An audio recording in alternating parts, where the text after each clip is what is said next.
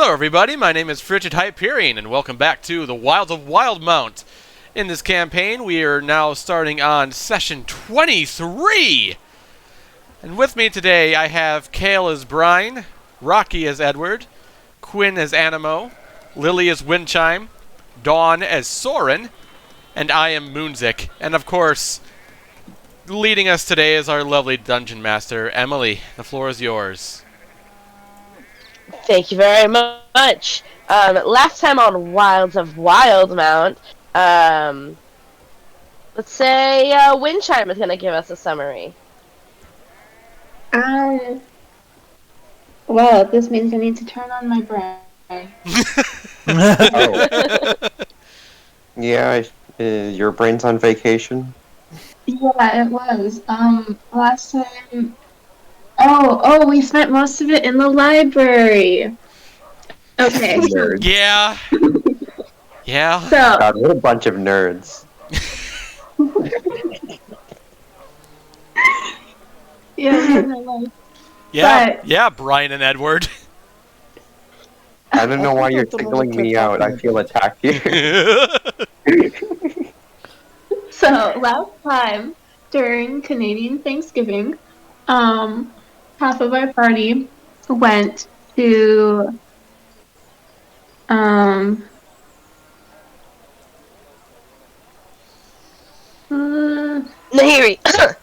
yeah, my girlfriend's name, who I should remember by now.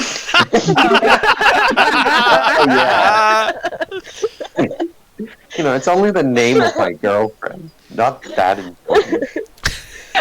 We went to inform Nahiri about our plans to leave tomorrow, and she was like, yes, I'd love to join you. And then we ran into Soaren on the road, who was being attacked by a guard, and helped him. And then we went to a temple, which we quickly left.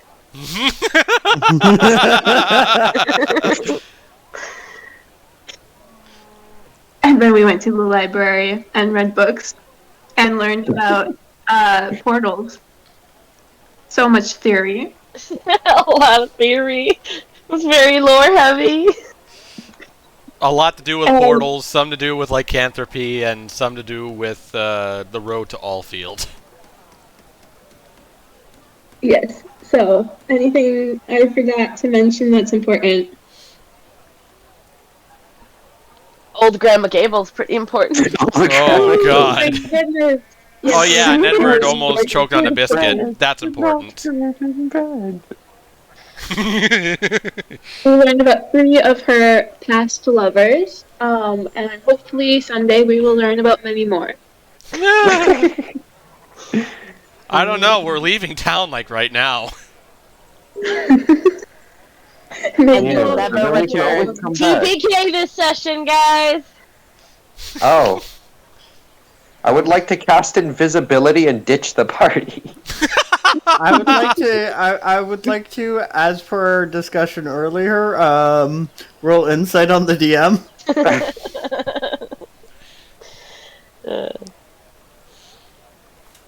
Gonna roll inside, or you just gonna sit there and make jokes? I would like to guidance him after he rolls. Christ.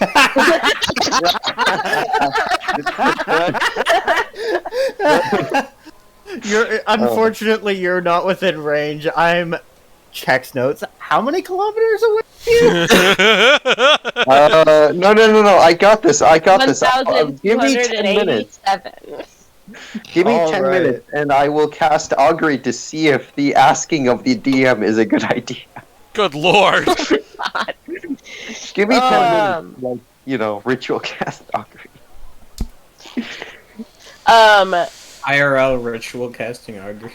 The Ouija board says Roll I a should d6. probably... Wait, roll a d6. God damn it. God. Concern. 5. I believe that is Wheel and Woe. So Don't there do you that. go. Okay, so it may or may not be good and also not good simultaneously. I'm very confused by the result, but I'm not going to argue against God it. damn it! It would be funny if I rolled it, but it would delay the game, and I really want to see the game. So, can we play? I'm excited. Yeah. Also, like, Quinn has limited amounts of time. Right. Yes. That's So, I know we kind of wrapped up the goings on at the library. Were there any lingering questions regarding that? No. Alrighty. If that's the case, then you guys all headed back to your proper places of sleep for each of you, and got ready for an early morning.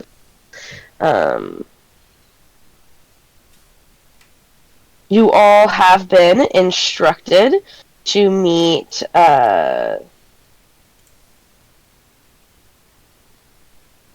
the caravan just on the outskirts of the city near the Adventurers Guild. All finding your proper places, you approach the caravan of 3 carts. There's various people a part of this caravan, but one leaning against the wheel of one of the wagons. You see Soaren, the familiar dark complexioned, blue purple skinned elf. I'm not built for early mornings. I mean, Oh my goodness. I heard stayed up you- I stayed up all night looking over my notes and barely had enough time for the trance. I mean, Anyway. you're the one to talk. You know, despite being of elvish descent and only needing 4 hours, you somehow managed to not get any. Look, it was hours? interesting. It was interesting. Also, that guy over by the cart, he's like staring daggers at you guys for some reason. What did you guys do to him? I mean, we bumped into each other in the street, and then we returned a sword. You mean Soren? He's not staring daggers at us. Hi, Soren! She waves at him. He's gonna give a slight wave back. We're friends. I hung out with him in the library last night. Did you eat like a soup weird in front of him or something? No, you're not allowed to eat in the library. It True. is now canon. Hasn't stopped people, but you know, it's still something I see people doing. I mean, Those just because a rules- rule has been placed in place doesn't mean that you're not allowed to break it. No, I mean, that's the I'm entire pretty premise sure of that's being the a entire rogue. reason for a That's rule. the entire premise of being a rogue. Actually, isn't Chim like really lawful for some reason? He's I think you make a chaotic lot of lawful. assumptions. I think I'm a lot more chaotic than he is. No, he's a chaotic lawful person. He's only chaotic against people he He's a deems chaotic, lawful person. I'm very confused. unlawful. He's only chaotic toward people he deems unlawful. I.e., nobles who steal from What the fuck are you talking about, Rocky? I don't know. We have People seen him do stealing from anything like that. people stealing from like poor that, people. Edward. type of people. He's like the Robin Hood type. Probably. Edward, I haven't seen him do that even once. What are you on about? Anyway, Yeah, you're right. let's go I'm say hi. probably- We should probably be on the road soon. Hello, Soaren. That's Hello. what my friends say your name is. I have not met you. My name is Brian. And as you've been told, my name is Soren. It is good to meet you. My friends didn't do anything too horrible to you, right? Not yet. Not yet. Not What yet. threats did you guys make? We didn't make any threats. Actually, the paladin was the one making the threats, not us. Only threats of friendship. I'll be honest, this dude is weird as fuck. He's right on that. This dude's weird. This dude's weird. He makes assumptions all the time. All right then. Well, it's a pleasure to properly meet you. I assume you're part of this caravan? I am indeed. We're gonna guard you. That's so fun. Right. Are you actually with the caravan, or have you also taken on a job to protect them? No, I am a part of the caravan. All right. Well, you're in safe hands. Who should we talk to, like, let them know we're here so we can get on our way? That would be me. You see a short, 5 foot tall, old human male. He has to be at least 90. Rather beefy for his age. He comes around the corner, using a cane.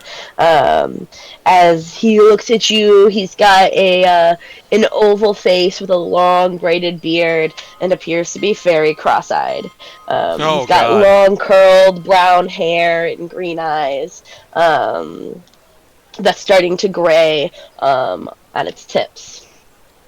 Not tips, roots. Wow. Oh, hello. Hello? We responded to your notice for looking for adventurers to guard you to Feolinn. We are the Legati Company. Nice to meet you. My name is Henry Glorybuff. Pleasure to make your acquaintance.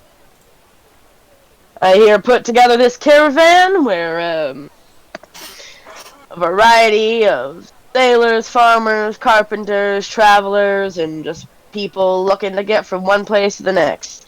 We all kind of pooled together our funds to hire a lot like you to help us with our any troubles we might encounter. Of course, I expect you all to take care of yourselves, but we are a family here, and we'd like to keep good company. Is there anything we ought to know before we head out? Not as far as I know. Anytime I've done this in the past, we've just kind of gone about, done our stuff. Trust you all to take care of business when things get a little bit hairy, as they sometimes do. Know if there's a log in the road, pick it up, move it out of the way. I'm far too old for that. And generally, we are going to be taking it rather slow, since we've got a couple of cattle that we're going to be transferring with as well. All right. We'll make sure no harm comes to you. How many carts are in the caravan? There are 3 carts. Standing around this general area, you see a woman, looks to be pretty young, maybe in her early to mid 20s, with quite a homely face. Long, very straight black hair, and she appears to have some sort of like tools on her tool belt. Her skin is smooth and sunburnt and quite pink. You see a middle-aged man, about the same age as Cheem, with cropped curly hair. It's graying, blue eyes. He's got some rough brown skin, and he appears to have a couple of tattoos that are colorful, and he's notably missing his right ear. He's got very rough and calloused hands. Other than that, you notice two young men. They appear to be half-elves. They've got silver skin, and appear to be pretty muscular, with very attractive faces for as young as they are. Not because of that, but just it's well put together. And they look like they could very well be brothers. You see loading a couple of crates into the back of one of the caravans, a young a young dragonborn, with broad green scales. He is tall. I mean, he's got to be at least 6'4". Very, very beefy. With a couple of piercings on his eyebrow and even on his cheek. And you also see a middle-aged male wood elf, who appears to be walking around with a cane that he's kind of using to navigate. He very well could be blind. And a couple other various people meandering around the area. But those are some of the more notable ones. And of course, Soaren! And the man you just met, Henry. Everybody is kind of going about doing their own thing. You see one of the younger silver-skinned half-elves bend down to pet a dog. All right. Jim. 3 carts, 5 of us. I guess 2 people on each of the outer carts and 1 person in the middle. Provide the maximum amount of protection to each cart. That sounds reasonable to me. Who should take which cart, though? Well, that's what I'm asking you. I'll go in the back. I just think, the place most likely to be attacked. Like, if we're attacking somebody, then the place most likely to be attacked is, like, the front, right? And then if somebody's attacking us, I can imagine them coming in from the sides, maybe coming in from the back. Maybe, maybe from the front. An ambush. That would be from the front, right? I could stay in the center. It could be from any direction. I could stay in the center, so that way, if something needs to be said between the front or the back cart, but between those two, I can relay it. How about I go in the front with Windchime then? Sounds fair. Yeah, let's take the reins. You all are gonna be piloting, driving? God, I don't know what it's called. Good. We could always use a couple extra hands to do that. It gets tiring. Windchime, what the hell have you signed me up for? Don't you like driving?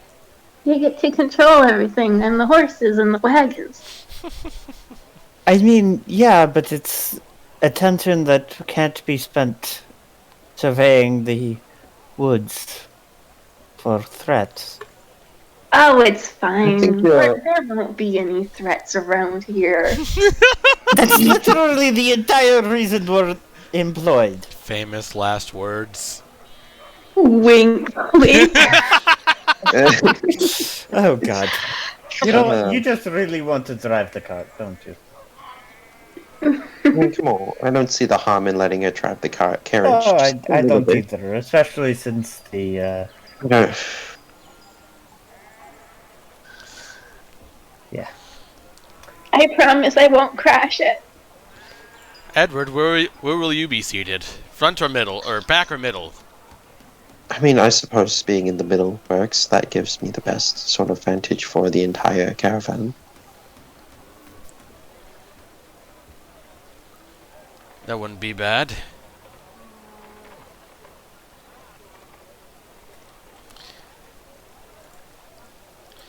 And then Just that, anywhere where I can sit down and read a book is a place that's good enough for me.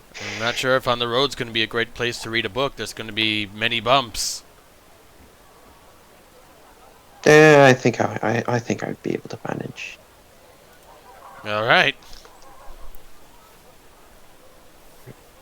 Animo, I'm placing my trust in you to keep a watchful eye on the on our rear. Well, Don't mind if I do. Also, context warning.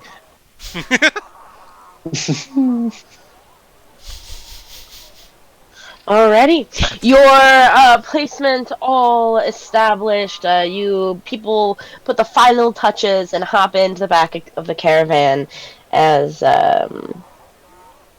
you set off away from the city of Port Damali. Let's take y'all to the map. By the way, Soaren. Conveniently, you also decide to hop in the rear with Animo. with Animal and the rest. Indeed. As you guys start your journey. Yay. Me. I think I have different. Here,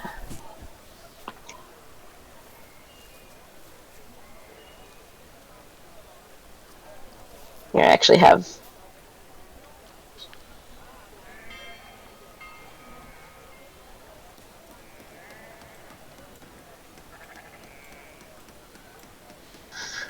Haha, I do! I'm so clever.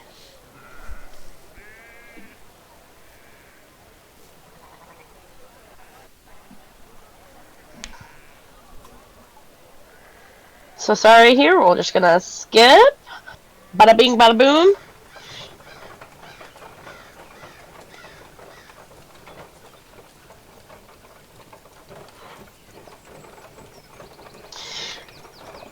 Alright. You make your way into wooded areas along the gilded roadways. Riding away from the city, you see there are a variety of other carts that seem to be starting to make their way as well. Most of them heading into the city versus away from, such as yourself. However, you aren't the only ones on the road from here.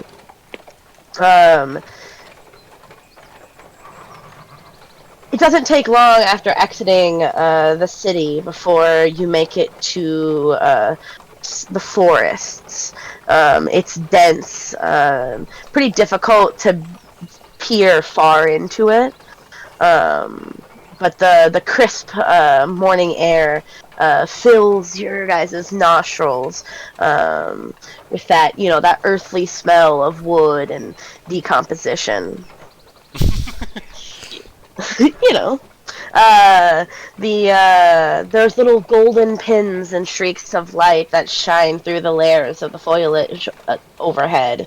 And even it kind of comes down and spotlights a twisted root, green leaves of wild tuber, and there's even a point in time you guys see a little a shy wood mouse make its way into the grasslands. the grassy underbrush, excuse me. Birds above you are flitting from branch to branch, and each of them seems to be, releasing their little shrill, sharp songs.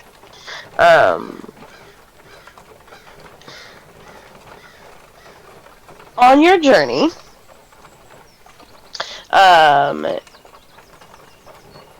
you all can take turns or having certain jobs that you would like to do. The carts are moving rather slow, as in the front, as Windchime and Edward are so keenly aware of, appears to be a cart pulled by a couple of oxen. Followed closely behind the cart with the oxen is a small herd of like three sheep. Wow, 3 cow. Followed behind a cart being pulled by two horses, and the third and final cart also being pulled by horses. Inside each of your carts is a couple of people, many of which I mentioned before, and various goods and boxes and whatnot stacked neatly. Is anybody going to be doing or anything in particular? Reading a book. Anybody going to be looking out for danger? Moonzic will Cole's Gene going to will look be. out for danger. I'm gonna look out for danger as well. Yeah. Soaren is just gonna be sightseeing as we go. So, Yeah. Rocky, how are you going to be looking out for danger and reading a book? I got a telepathic bird that can get me a bird's eye view of everything. Yes, but you have to choose one or the other, from my knowledge. No, because I don't This have is to true. look through its senses. It's like Cole can tell me telepathically without me looking through its senses. So as long as Cole sees something suspicious, it can report it to me, and then I can stop reading the book and, Okay, fair looking enough. through its senses. Because that's how Find Familiar works. Great spell. It's so good. 10 out of 10. You could do Okay. everything. So, we are going to go ahead and roll for each person who is looking out. You do get to roll a perception check. Of course, I would expect Cole to roll his own Yeah. perception check, but I believe that was It's a +1. Brian Mm. and Perception +2. was it Brian and And no Cheem? Cheem was, yeah. Okay. Alright. Perception check. Perception check. Oh, joy. I do not perceive. Oh, I perceive, I A guess, little okay. bit. I perceive pretty well, actually. I perceive a little bit. Just a little bit. Damn, that's rough. 18. God damn bird. Alrighty. Bird's eye view, my dude. Boo. I also need somebody to volunteer to roll me a d4. I'll do it, I guess. Oh, Too late. I already did it. It's a 1. Okay. So, looking about, each of you, looking out for danger, mostly just pass through, beautiful wooded areas. At some point in time, you guys all get, to cross a quite a large bridge over the Tyodan River. As you guys head into the deeper forest. The further you guys get away from Port Damali, the less traffic you notice, especially as the sun starts to rise in the sky.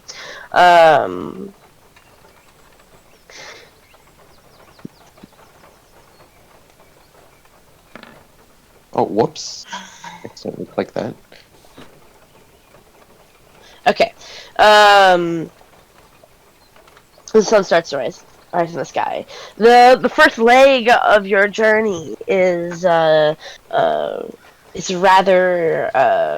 uneventful.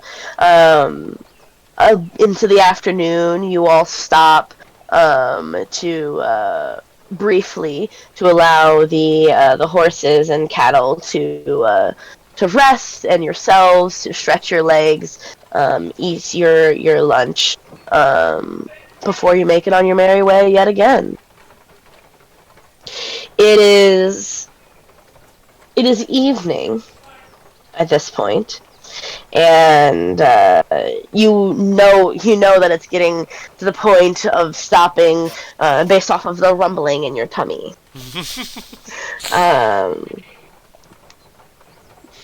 The whole day passes, again, very slowly, fairly uneventful, with some very beautiful forested scenes. There's a point in time where you saw a Soaren and Anemo. Well, you guys weren't really looking, but glancing off into the back of the caravan, you did see a little deer poke its head out of the wood. I'm sorry, I really should have made that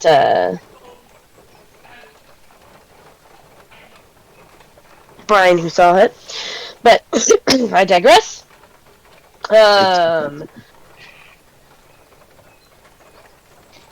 As you look, all of the carts come to a halt when Henry taps you on the shoulder. I assume wind chime? Actually, wind chime, this is pretty important. You don't have land vehicle proficiency, do you? I don't think any of us do. No. Oh no. Something about promising not to crash?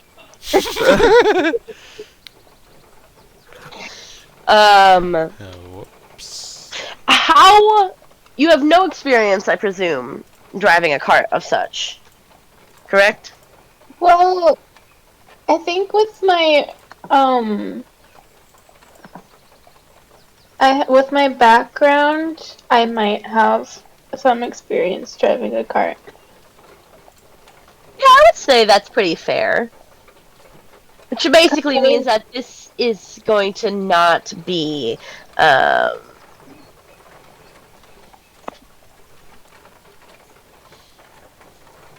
disadvantage. Okay.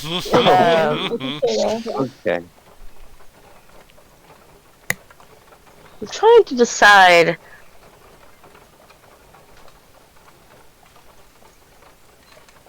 what...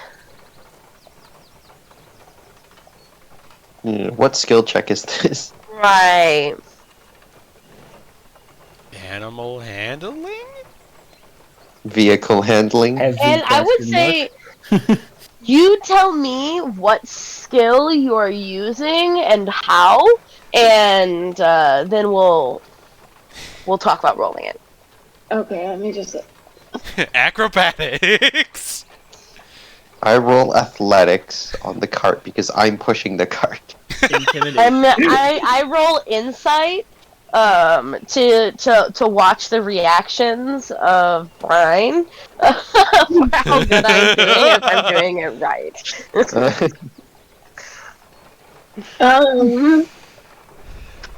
Can she do performance?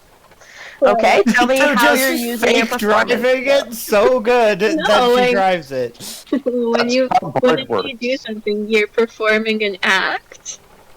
That's like- not what performance is. No, she's pretending to be good at driving a car. so well that she's Confident. actually good Looking at over driving her a car. shoulder, checking the bike lane, using her blinkers. Using the blinkers. Okay. Go ahead. Watching the ox's horns blink left or Oh right. my god! Like a biker, you stick your hand out when you make turns. Like, And then she's casting light on the horns of like the ox every time she needs. Oh, there I you go. would like to roll And then just missing insight it. on her just to see whether she has any idea what she's Well, doing. let's first see what her role is. And So then we'll know if she knows what she's doing. go ahead and roll a performance check for me. Please, please. 14. 14 isn't bad. Mm. You're slightly better than average, but despite your best efforts, during particularly rocky areas, or when you were crossing the bridge and there was a little bit more traffic, the pained look on your face of concentration is evident. No one's going to. But successfully, you are able to use the cart, progressively getting better and better the further away from Port Damali you travel. But with a tap on your shoulder by Henry, you are signaled to stop, or at least to slow down.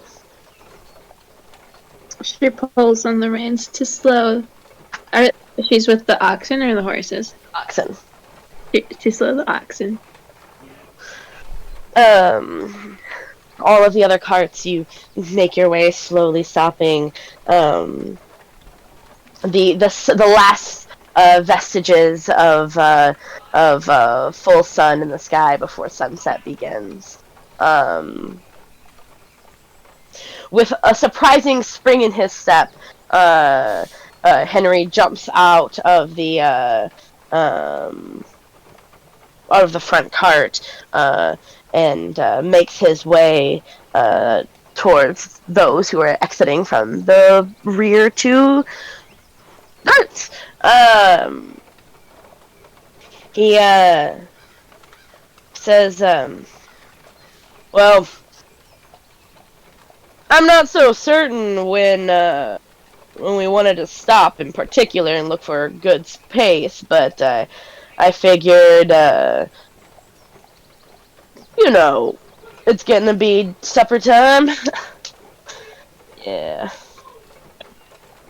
My tummy's making the grumblies that only food can satisfy. Here, let me lend you a hand. Do you want me to help make it? Oh, yeah, of course. We could always use a hand now and then.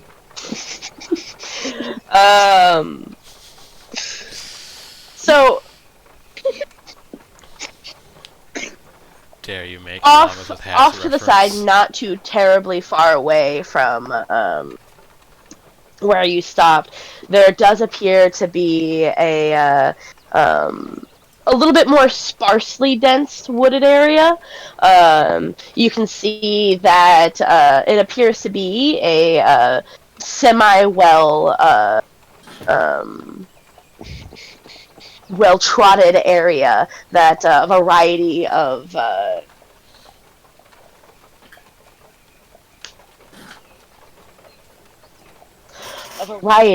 other travelers has used before to camp. But yeah, a gentle clearing in the slightly sparser trees. People start to go about their jobs of setting up tents, starting a fire, stretching their legs, pissing, whatever. My job is pissing. Is there anything that you all would like to do in order to get your camp set up? Whether it I'm be gonna setting help up make your dinner. tents, making dinner, starting the fire, etc. I'll help All the Banamo set up his campfires tent. and lighting them. Sorry? Go ahead, Don. Oh, I would be setting up all the campfires and lighting them. Okay. There's typically, as you definitely would know, that there's only going to be one campfire. But yeah, you can absolutely get light to that campfire. Do you have a tinderbox or anything along those lines? Produce flame. Produce flame also works. Yeah. To start your fire. You happen to be in that same area with Edward as you guys are getting things ready to go to start cooking. I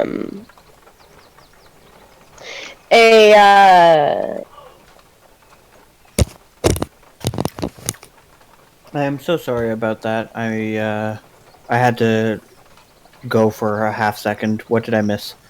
Nothing. We're making shutting down camp. All right. We're lending a hand to satiate the tummies that makes the rumblies that only hands. Yes. I mean, that Oh. only food can Food can satisfy. yeah. I'll help with any cooking that is being done. Cheem is going to help Animo set up his tent. Oh, I thank you. This is an important detail as well. Some of you have camping supplies and some of you don't. For those of you who do have a tent in your inventory, that is your tent. It was there before, absolutely. Definitely was there before, and that's why it's at the bottom. But you'll notice that each tent can hold up to 2 people. Actually, looking at both mine and Animo's, you didn't put the tents in. Or a Yeah, tent we in. didn't get anything. You guys Animal don't have should tents. one. Animo. Animal should have one. Animo, yeah. Because it's canon that he has one. Yeah. I got a tent. Of course, when I Animo's Catch made fun, my Adam. character. I got a tent as well. I now have a tent. Tent. Well, screw Brian you has guys. a- I have Brian an has a 11. tent? Yep. It was specifically on the items when I started. Yeah. Oh, very nice. Well done. Alrighty. Each You may sitting have a up your- 10, but I have an I 11. also have a bedroll and a blanket. I paid attention. Attention. I got a bedroll, that's about it. Oh, Edward, do you not have a tent?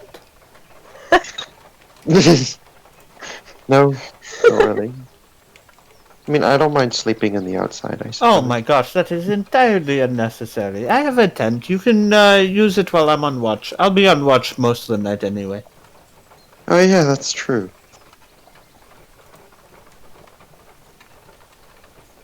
Well, thank you. I appreciate it at all. No problem. Just no peeking if I have to change. I wouldn't consider that, but okay. I'm not going to. Do you mind if I keep watch for the first period with Cole? I feel like having a bird's eye view is probably better than, you know, not having a bird's eye view in this particular scenario.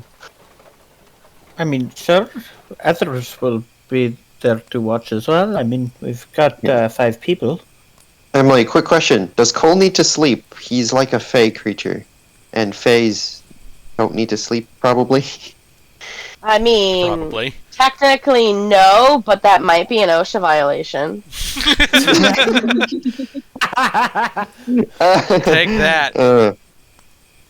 That's an L. So I'll take that as a no. Does that mean Cole can keep watch for the entire night? Yes, but he can't alert you when you're unconscious. You're right, but also he has the mimicry ability, so can I make like some sort of signal that Cole would I be would able to say make anyone awake? that might take away the fun of the game. So, no. Alright, how about this? I keep Cole in watch, and then if anything happens, I'll just have Cole like violently peck whoever is awake at the time. And, assign Cole to that. Also, yeah, okay. I'll say this, just because I do want to give other people chances to do things. Let's not. When you're Alright. awake, he can keep watch with you, but when you're not keeping watch, it's not as fun for everybody else if Yeah, okay. they can't rely on their own. Yeah. You know what I'm saying? Yeah.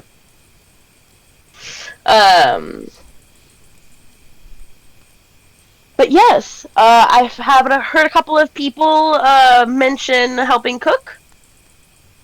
I Yep.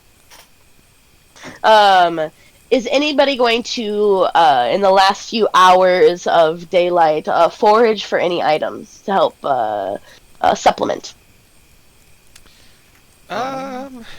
After starting the campfire, I could help search for food items.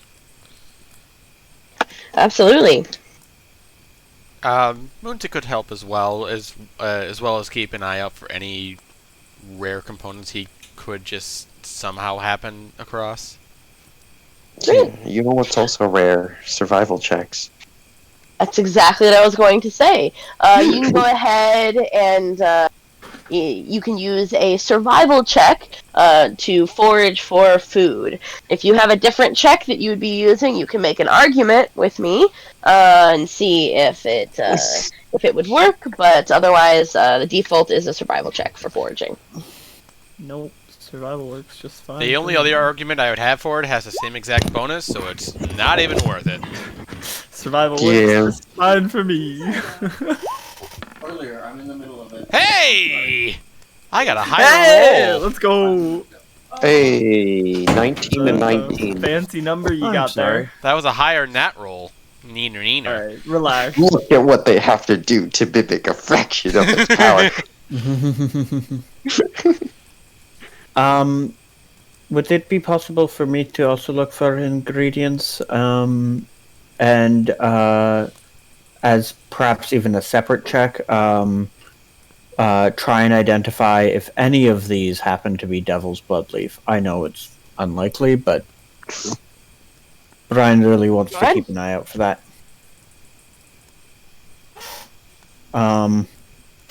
General search.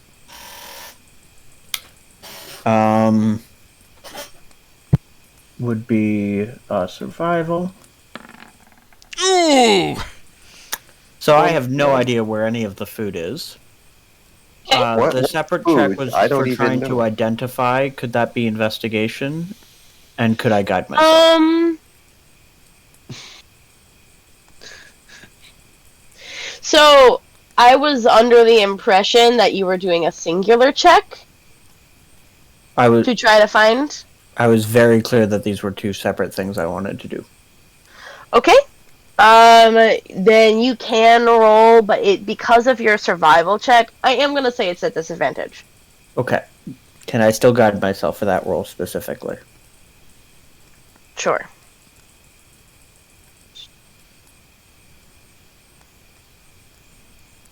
Disadvantage. Investigation. Oh. Oh! Oh. Yeah. Well, okay, I Roll guess 20, we don't get the you 20. goddamn tease. I mean, it's a 9. It's a not 9. gonna get what I'm looking for. So. You're looking around, focusing far more of your energy on trying to find magical plants, particularly that of the Devil's Leaf. That you can't. You walk right past a a blackberry bush, not even noticing it, as May I? I walk right into the blackberry bush. Don't notice any of the fruit. Just think it's a thorny plant that hurts me. And take a damage. No, I'm just kidding. No, I'm taking damage. Absolutely. Oh. I'll take 2 points of damage from all the thorns. Dawn and Cameron, you guys did succeed the survival check. I need both of you to roll me two d20s Each or together? each. Okay. Oh, that is a D12. We're not going to talk about that. Well then. Yeah. 19. The only time you'll probably ever roll a d12 is either Great Axe or Barbarian hit die. Cameron, you find that's actually pretty convenient. But Cameron, you find a bush of gooseberries, and you are able to pluck many of those, along with a couple of morel mushrooms. Ooh, delicious. And Dawn, you found some wild garlic, and blackberry. The same one. I find the grass. blackberry bush that is somehow trampled. Blackberry. But you're There's, still, like, crushed blackberries. Like, but you're still Yeah. able to salvage some of them. Yes, I'm able to pluck some of the good-looking Blackberry. ones that aren't trampled. and each of you are each of the things that I say, you're able to find plenty thereof. You're welcome to contribute all of your findings to the dinner. Yep. Or if you would like to keep them in your inventory, you also could do that. I'm going to give them to Brian because she definitely knows how to make a damn good dinner. I'm going to follow suit, putting my faith in the party that is there, but I'm going to hold on to a quarter of the garlic that I got. Okay. Find all of In this case stuff. vampires show up. I could not find never know. anything in that forest. You see, on the backside, like right by the elbow on her forearm, there is absolutely a blackberry stain on each of them. You didn't happen to run into a bush, did you? Yes, it was full of thorns. What? Why? No reason. It just clears things up. There's what up? Don't worry about it. Here's berries. They might match the stains on your Blackberries arms. in the Poisonous? same bush. I've never seen these before. They're- Oh, I trust you. They're blackberries. Check your arm. And I'm gonna walk away. Check my arm. Bah! What does he know? She looks at her arms, can't see anything. It's dark out. Or darker. As the sun starts to fully set in the sky, you were going to, the two of you, Edward and Brian, you were planning on cooking dinner. Yep. Um, I'm you can assuming either that's roll survival. separately or with advantage. Either or. Choose your check, tell me why, and we'll go with it. Ryan is still faking knowing how to cook. Yeah, To I'm do gonna performance help checks. since her performance is high. I'm gonna She's help. pretending she knows what she's doing. You sprinkle salt in a very How the particular hell? way. Exactly. Just like salt. I mean, what? Hey, yo? When it Somehow. comes to cooking for some reason. Um, This is What do you my make? kitchen. do you have any Um, ideas? Given it's a large number of people, I make a blackberry-based soup. Ooh. Um, All right. if you've never had a soup like that, blackberries are actually a very dark fruit, which allows them to pair very well with gamey meats. Ooh.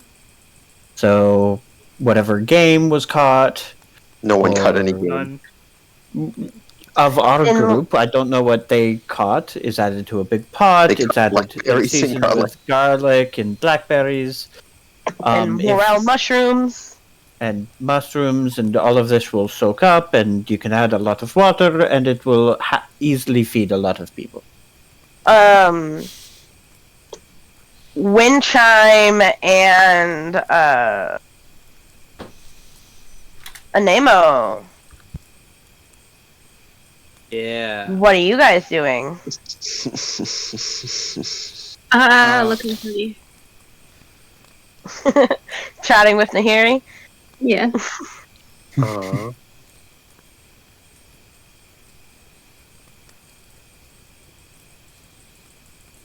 I cannot Animal? find the thing that you said was. There it is. Oh my goodness. What have I done? What have I done? What have I said? What? I would also like to be looking for some mats or some materials. You know how it is. Yeah, are you looking for are you hunting? Are you looking for food? Are you looking for magical things? Wandering. You know what I want?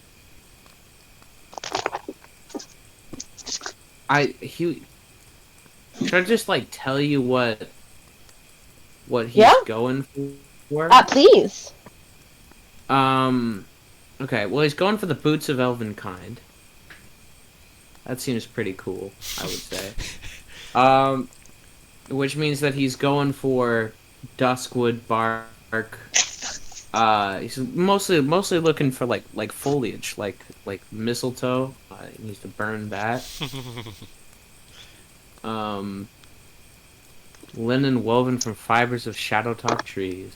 Duskwood bark. You know, he's looking at the trees. He's wondering, what the fuck is this? What is this tree? Tree. Is this tree the right tree?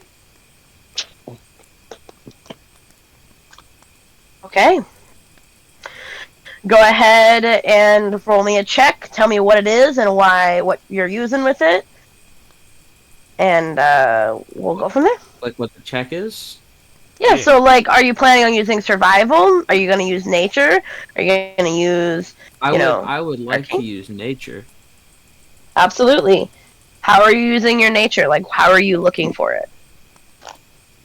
Okay, so because it's not survival, because like survival is like, okay, what is the difference between nature and survival?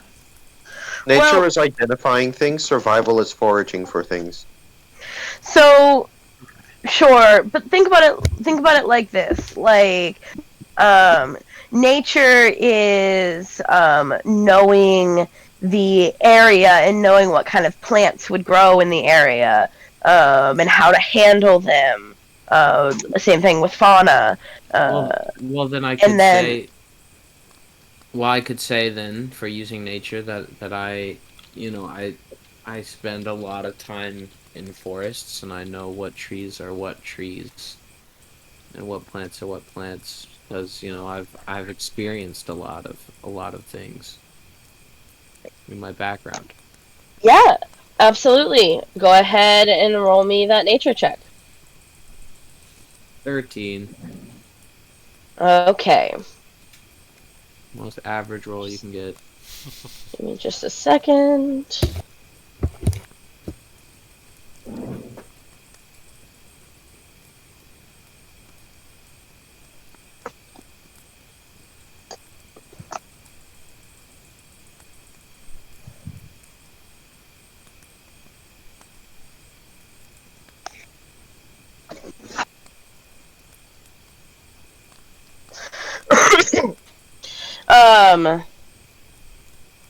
So sorry.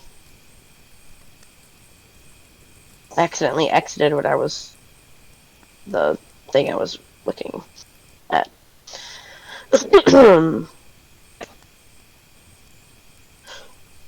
Roll me a singular d20, please.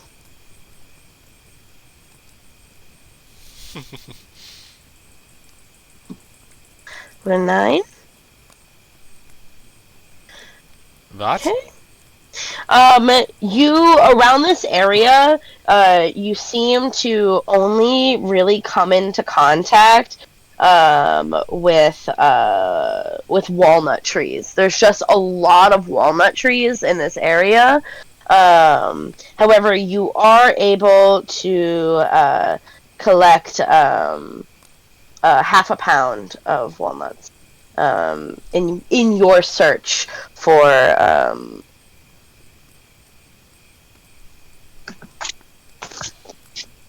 magical wood and special trees. Special tree. Okay. So yeah, you've got a bunch of walnuts. Are you keeping those walnuts, or are you...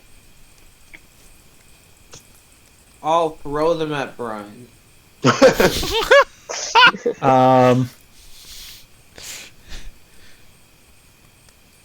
like a sack of them, and I like spin them up, and then. Heads up! Brian gets beamed in the face by them. Gets You have nutted no in idea. the face, Let but me see- let that's me hit it. different. I made a deck save. It was a 12. That's. What the fuck? I don't know what I that don't is. know what that is, but No, it's a that's 23 weird. to hit. So, That's walnuts. Can't you see? yeah, my It bad. says walnuts. Yeah, Ew. I'm just turning while I'm making the soup. It's like halfway done already. Just Quinn, Animo used the glitch.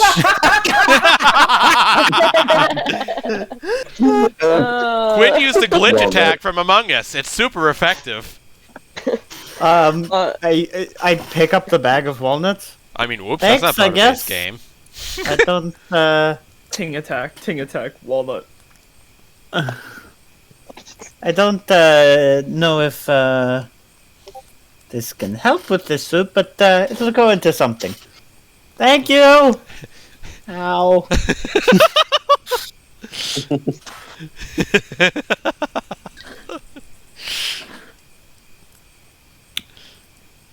Okay.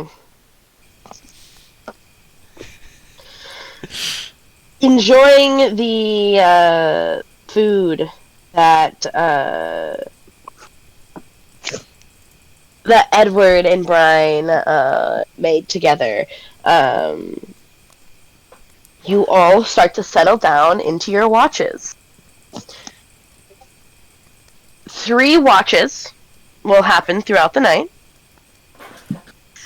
This is a wonderful chance for you all to either A, have an encounter, which we will be rolling for, or to talk to specific people that you want to talk to, and have roleplay moments.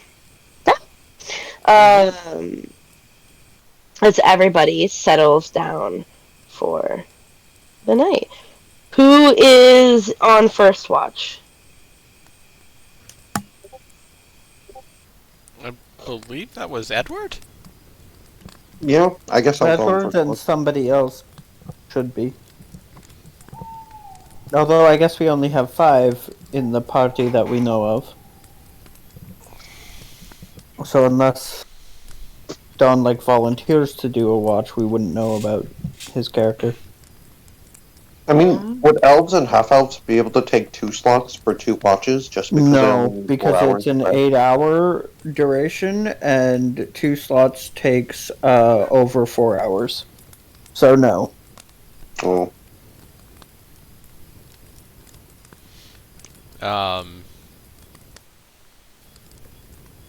Hell. Chim will take up that first slot with Edward. And second? I'll take second. Okay. Who else is second? If nobody else, I can take second as well. You're part of the caravan. You're not being paid to watch. You're not legally, you're not required, but you are Required to, but if absolutely you pipe welcome up, if you pipe up, Yeah, you I can do will- it by choice, but you're not being paid to. yeah, I will pipe up. I don't know if you guys are talking about this during dinner, but yeah, Yeah. we're talking. Yeah. hey, if you guys don't mind, I would love to help during night watch. Just gives me something to do during the nights. I mean, besides sleeping. He's an elf, Edward. You're always talking about how I don't need to sleep as much. You figured you'd remember that for him. I mean, seeing as you're still sleeping for half the watches, I don't know. Sure, but he's not going to want the full 8 hours like the rest in the caravan. Yes. Fair enough. Sure. Do you want to take a watch with me? Yeah, I wouldn't mind that. All right, we'll be second watch. Where's your tent? I'll wake you. My tent's right over here, and he's going to point. All right. I will see you then. Or, I guess you don't have to leave immediately, but you get the point. Immediately escorting me away, huh? No, that was not the... I'm bad with words sometimes. Sometimes. I'm kidding. I'm not actually saying that. And that does leave the third watch for Quinn, Anima. Animo, and Windchime. Everybody feel cool with this? Mm-hmm. I'm good. Wonderful. With that, everybody goes to rest, with the exception of Cheem and Edward. Can I make unseen servants do funny things like juggle and whatever to pass time? Nah, those are skilled things. Mm. You could have them move pots. I'd like to think that the entire time we're doing this, we're on watch. Cheem is gripping on to Ghost Eye and taking, it's kind of like circling our camp, keeping an eye out, and from time to time stopping to chat with Edward.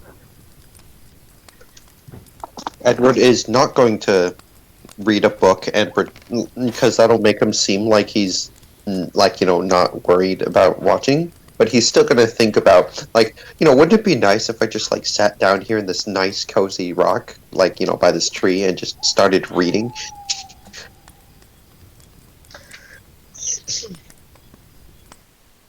Who else is awake at this moment? Cheem. It's just the two of you. Just Cheem? Alright.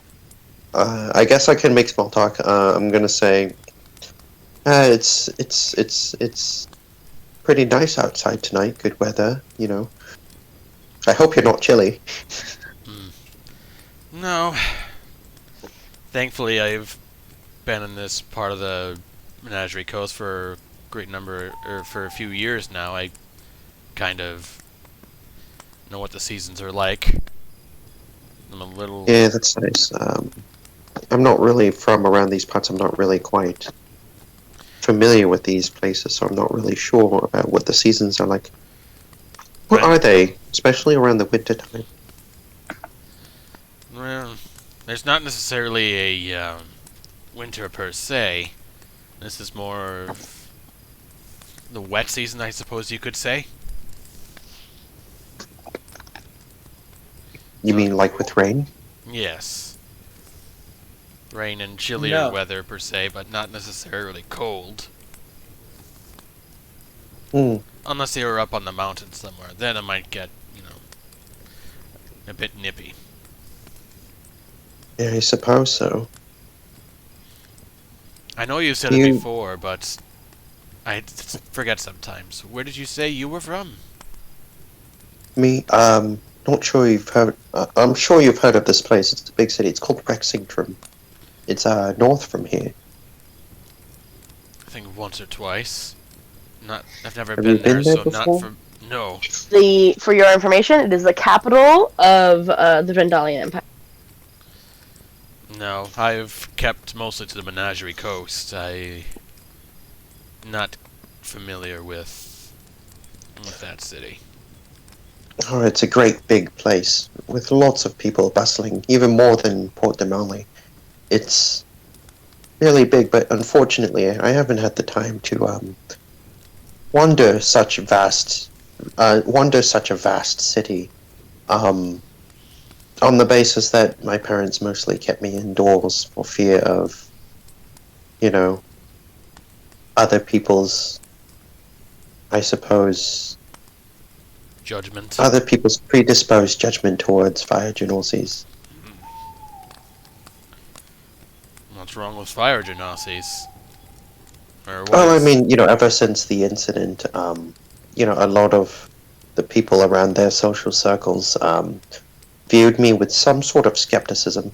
A lot of the kinder ones knew and had the understanding that, being suddenly endowed with the affinity for fire is not something that you would be able to fully control and keep under, regulation immediately off, and that, the unfortunate injuries and accidents that I've caused are more or less unavoidable in some capacity. But, for that, a lot of people, were still ignorant of that concept and just assumed that I was predisposed to disaster and danger.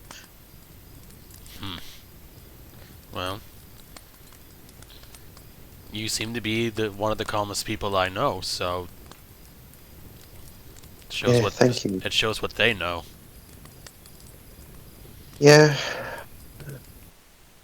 Well, I suppose isolation was at least a sufficient shelter for the ignorance of the other people. Or at least so they think. I suppose so, but Such ignorance kind of disturbs me to some degree. well, it's an unfortunate inevitability of the world that Yes. that anyone wouldn't be able to have the scope and the experiences and the perspectives of everyone.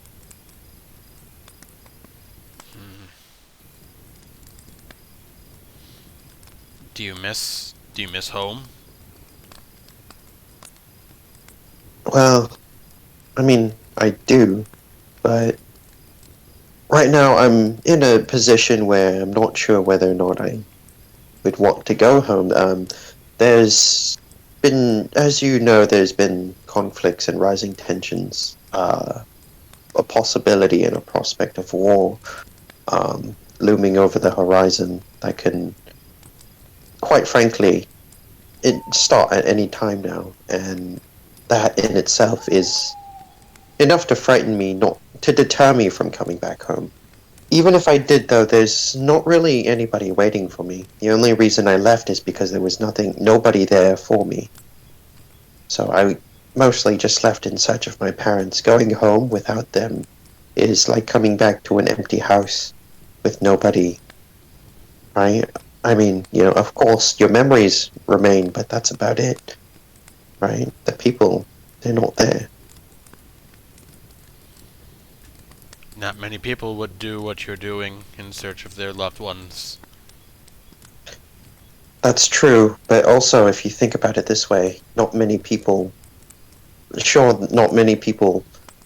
would be doing what I'm doing, but not a lot of people are still willing to endure the loneliness and, the thought that they'd have to live the rest of their life not doing anything. And I think that in itself was sufficient reason for me to invoke action. I see.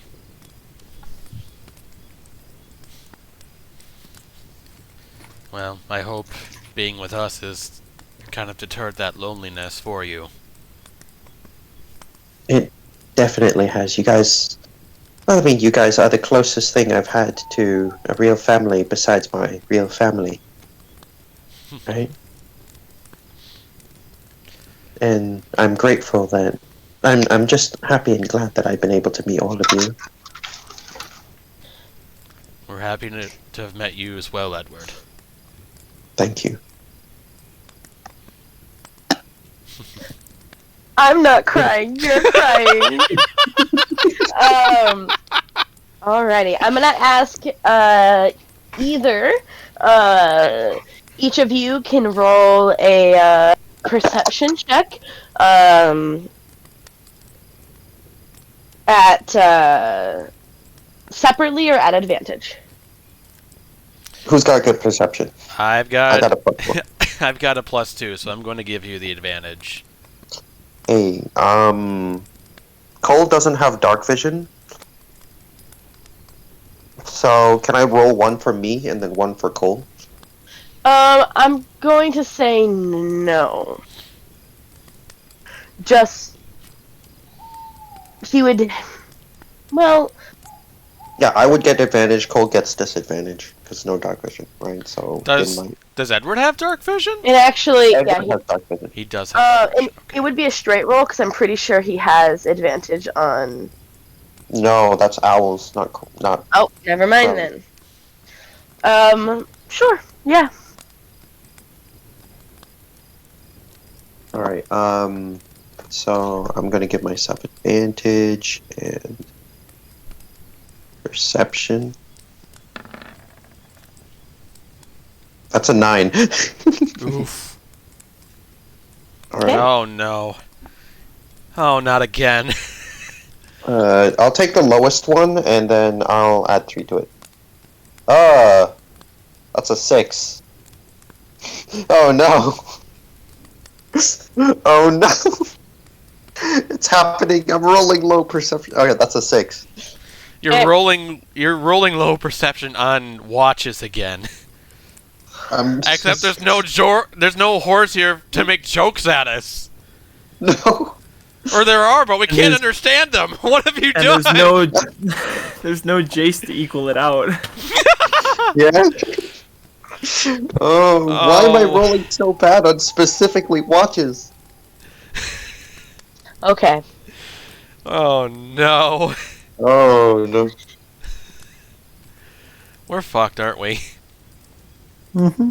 Out of No, I just curiosity, think that's what is your? You said you have a +2, I have a +3 to passive perception, so 13.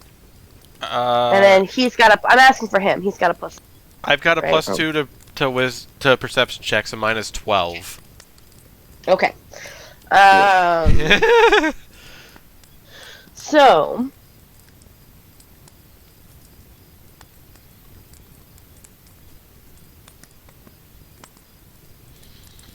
Cole comes up to you and lands on your shoulder, his talons gripping into your skin.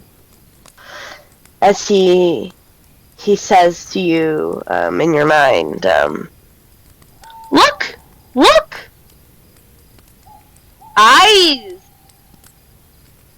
What? Oh no, never mind. That's not me. Eyes. All I heard was look, eye. Eyes. Oh, okay. I'm gonna look through Cole's eyes. You look through and you can see like the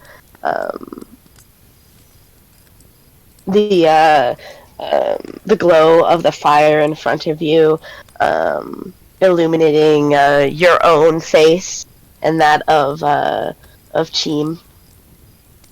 When, with a quick, sudden movement and a jerk, he twists his head over, and you see two glowing blue eyes. It seem to be reflected back at you from the light of the fire. They blink just once, twice. They close and disappear. And all I could see is the eyes, right? Because Cole doesn't Just- technically have dark vision, so Correct. I can't see the silhouette or like the outline or anything from that. I'm going to immediately, I'm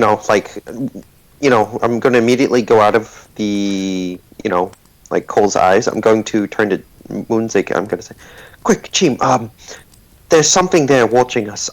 Cole saw a pair of eyes. I'm not really sure what it was. It was blue, and it was looking at us. Blue eyes. A pair of eyes. I'm not sure. It came from that way." I'm going to point to its general direction. We should be on guard. I'm going to cast Mage Armor on myself. Cheem's going to grip Ghost Eye tighter and make sure, like, he's able to look out as well as he can.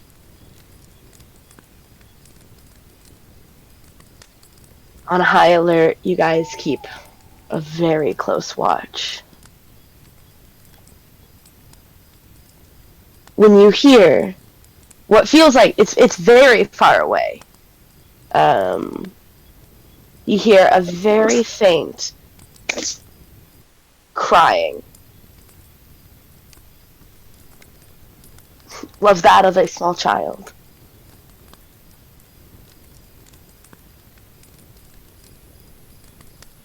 A baby. Edward is going to be like mildly suspicious, but also approach with caution via Cole. He's going to go towards the noise, and then he's going to look through Cole's eyes. It would have to be like 150 feet away from you. Oh. You see a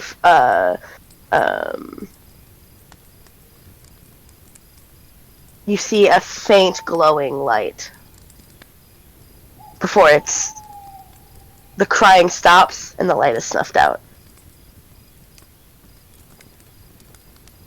Did you hear that, Jim? There was some sort of crying, and there was a light. I heard it, but do you know what it was? I have no clue.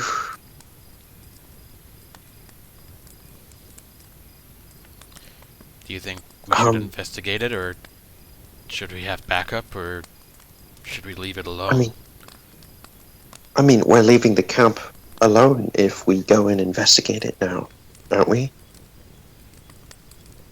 I could go and investigate myself and sneak around and see if I can find anything, if you want to stay here. Have Cole keep watch over me if he can.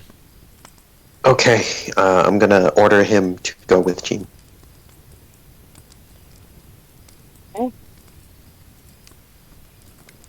While you have dark vision, the further you stray away from the light of the campfire, the harder it is to see, and thus to navigate. What would you like to roll to try to traverse through the woods? Are you sneakily going about? Are you trying to get there quickly? Are you trying to observe the best you can? How are you approaching this problem? Trying to sneak towards the origin, or what he thinks is the origin of the noise from before, as well as keep an eye out. Then I would have you roll a stealth check. Okay. Stealth on the shelf. 15? Okay. Yeah. Quietly creeping through the woods, you start to approach the area that that Edward had mentioned. Seeing the light and the crying. As you approach that area, you see. Go ahead and roll me an investigation check. We're gonna say disadvantage. Oh, really? Oh, Sorry. okay, we can roll another nat 20. Just 2 nat 20s in a row. It's only a 1 in 400 chance. Oh. I'm so sorry. I'm sorry. That hurts. I said it right before it rolled. You said it right as I clicked it. So, looking around the area, there appears to be no signs of anybody being here, but that doesn't necessarily mean that they weren't. It is very hard to see, even with your newly found night vision. Newly found. I guess it's been a while. It's been a month. Looking around, you hear a rustling in the brush, probably 100 feet away, off to the right, further away from camp.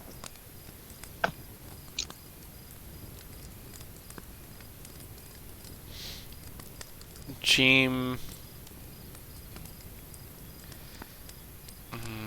is going to sneak not directly over to that area, but kind of off to the side a little bit to see if there's anything that's trying to provoke me. So I'm going to go ahead and use your stealth roll from before, and I'm also going to use your passive insight unless you are, like, focusing, doubling down on trying to perceive. Do you know what I'm saying? Yeah. Like, if... I don't have a passive insight? No, perception. Oh, perception. Also, passive insight is definitely a thing. No, I'm just saying that's not on my sheet. That's okay. Passive Usually scores under normal- are... It's 10 plus your plus your proficiency. Yeah. Or, yeah.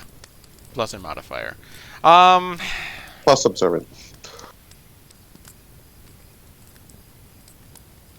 No, keep those. I don't Okay. think there'd be any difference in. Absolutely, totally Yeah. get it.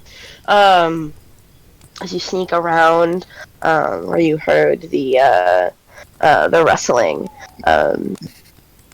softly making your way around through the bushes, sneaking behind a tree. You're nearly startled when an owl comes by and lands on a branch near you. It is a deep brown owl, although it's hard to tell in the dark, who kind of looks at you and gives you as it ruffles its feathers before flying down, swooping low, and grabbing something off of the ground. A shrill squeak indicates to you that he probably got a shrew. But you're nearly ready to no sign before off in the distance you hear that faint crying again. And this time, a rather strong light moving fairly rapidly through the brush. Is Cole, like, I know he's keeping watch over me, but is he, like, by me? Is Cole by him? Yep. I'm gonna Perched by his shoulder. I'm gonna look at Cole and give a nod, indicating that I'm going to move towards. Just so I can let Edward know. Are you within 100 feet? Because telepathically, I can't communicate beyond 100 feet. I don't believe Cool. so. No, you're further than that. Yeah. I'm still at least going to, like you're still seeing through Cole's eyes, right? I can only do that if I'm within telepathic Oh, range. I gotcha. Okay. I'm just gonna look at Cole and say, if things get ugly, go and get Edward. Cole's gonna nod. As you make your way as you approach your way, you have to kind of pick up pace a little bit just to get closer. But you see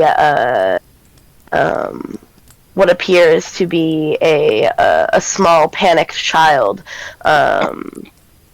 holding a what appears to be some sort of lantern, dashing as fast as he can through the woods.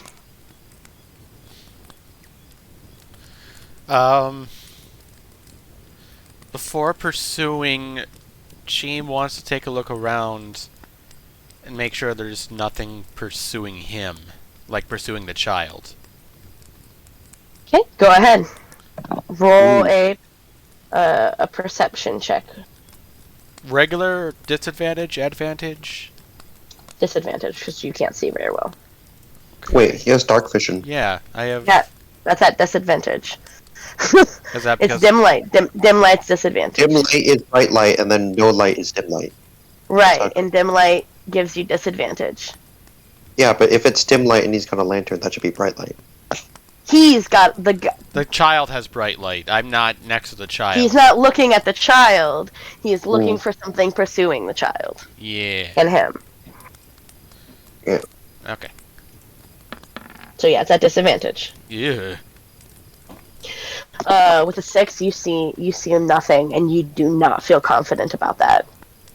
Ooh. Clearly, something has caused panic for this child. As he appears to be swiftly making his way through the woods. Cheem's going to,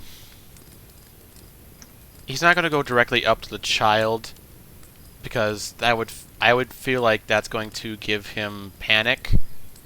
He's going to kind of like keep up with him if he can, and deliberately make rustling sounds to like let this child know that someone is there. Looking even more panicked, you can see on his face now with the illumination from the lantern that he is carrying. He runs full sprint now. Seemed to be scared out of his mind. Oh. Hmm. Do you pursue? Yes, and if I catch up with him, I do want to stop him and kind of try and reassure him.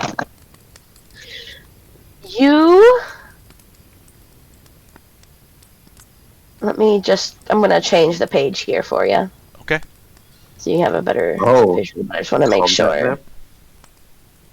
No, not necessarily. Again, I had made this clear before when I was talking about it, but some things have maps that aren't encounters. Some encounters have are going to be like combat based, but don't have a map. Some of the maps will have an encounter, etc. So you don't really know what you're getting to. Just because I'm pulling you onto a map doesn't mean That's okay. one thing or the other. I'm just ready. Oh, this is just a spooky map. Mm-hmm. With a spooky crying child. Now, I should note, I believe the rest of everybody sees a black screen right now, correct? Yes. Yep. Okay, I'm sorry you all, you aren't there. Yeah. I believe you can see. I can see, yes. Okay. You see the fleeting form of the child run off, continuing down the path.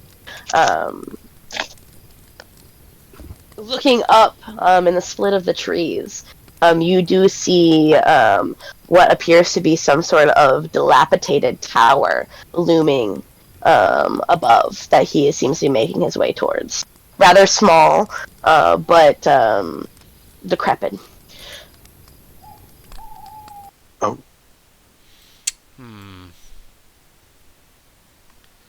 Oh. I suppose I'm going to run and try and keep up. Try and like catch up with him if I can. Okay. I'm Dashing. Yeah. Go ahead and dash like you would. Yeah. Dash 'Cause twice. as you continue to move about, you will discover things or whatnot.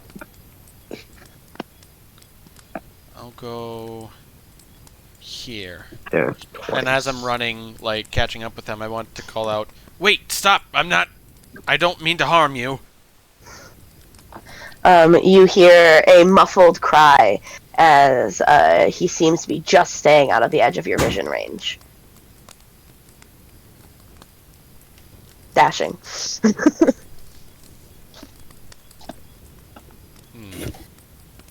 Oh, you can go 90 feet, can't you? In a turn? He is a rogue. He can. I can, yeah. Yeah, he's a fast boy. You notice the path up above you turns and appears to be leading its way up. Yeah. And this is towards the tower, I take it? Yes.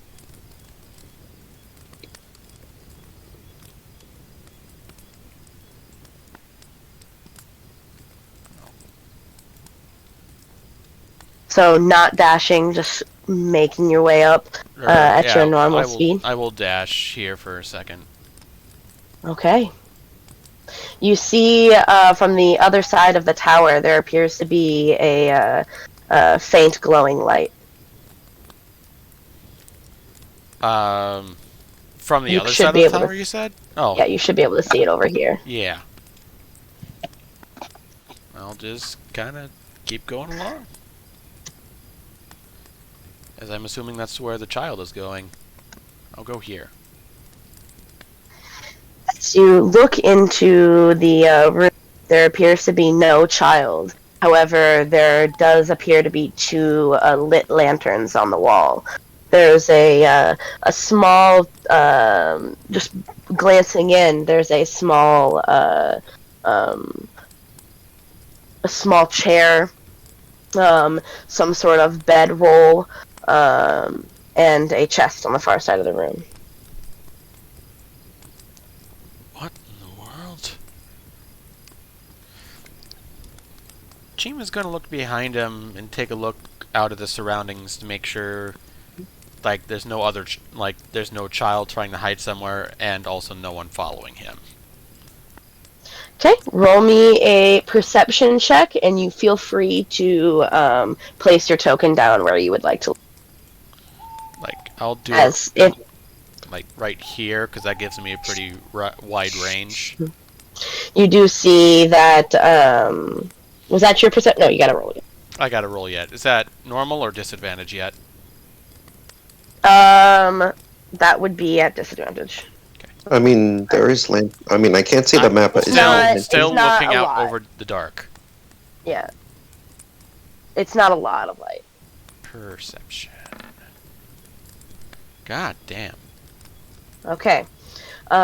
Disadvantage is fucking It's me. hard to see much in the dim light. You do see the soft glow of what appear to be floating fireflies in the distance. But you do notice that there is that you can walk all the way around the tower. I'll do that quick before taking too much, before looking in too much on that chest and setting.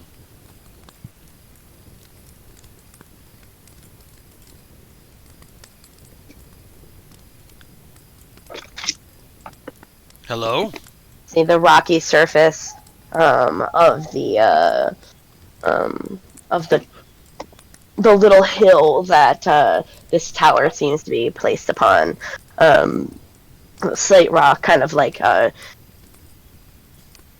moving underneath your feet just a little, not unsturdy, but enough to make you uneasy. Right. As there's little bits of rubble all around. But still no sign of the child.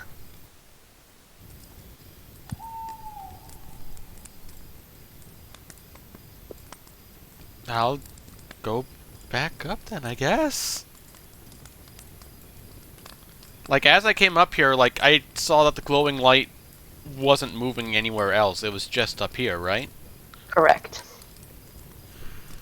Oh, the devil.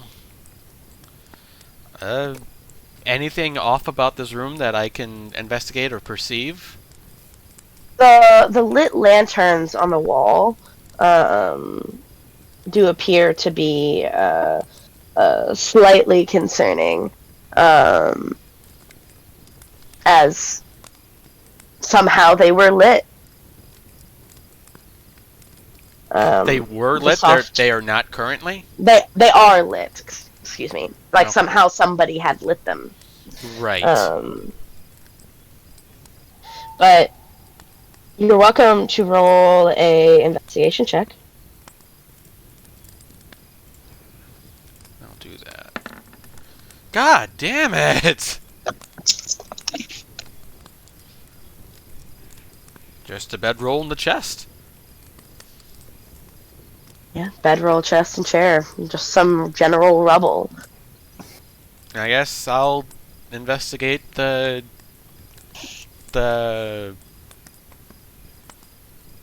I'll investigate the bedroll and the bedroll, the wall, and then the chest in that order. Okay. Go ahead and it's I'm assuming you want to roll an investigation check for each of these, or would you rather one for them all? I'd like to roll separately for each one if I could. Okay. Then go ahead and do such. Okay. Stellar. That's for Sorry, the here. Yep. That's for the bedroll. The wall, I'm going to say specifically, I'm looking for anything that is kind of like jutting out or might look out of place. For any like hidden compartments, I guess. So I don't know if that affects things, but that's what I'm rolling for.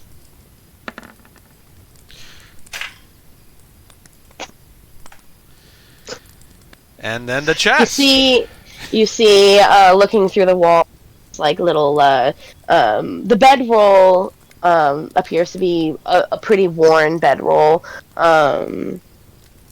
old, with and the walls are falling apart just enough that you can almost kind of imagine that light might poke through, depending on your angle. Okay. You can't roll low this many times in a row. And yeah, the last one I'm going to roll for the chest. You were fucking saying? Wow, number 4. It appears to be a chest with a wooden chest with without any there is something that you don't need a high investigation to find out. There doesn't appear to be much metal on this chest. It appears to be just a wooden chest. So there's no lock pretty on it? small. Not that you can see. I would... Oh, the fact that it's unlocked makes me really hesitant, but I'm going to open the chest to look inside. Oh no. I'm going to open it slowly. A spooky, scary You reach skeleton. your hand to open the chest. It's a mimic, of course. It does get to take an action on you first. Let me just pull this up here. Oh god. Did our rogue just die due to opening chests in random haunted spooky places? I mean, he did roll like a 2 on investigation 2 times in a row. Child. And then a 4. It is going to make a. Have I mentioned that I a hate surprise- roll 20 in this specific circumstance? a surprise a bite attack on you. Okay. That hits. Okay. Oh my god. I did not mean to roll that with advantage. I will fix that here in a moment. Either way, it hits. And the 19 hits. For 6 piercing damage, 4 acid, and you need to make a DC 13 grapple. Yeah. Uh-oh. Strength. Excuse me.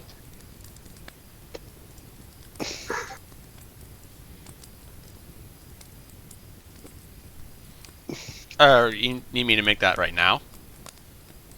Yeah.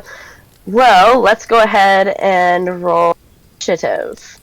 Give me a second. Let me. Yeah. Yay!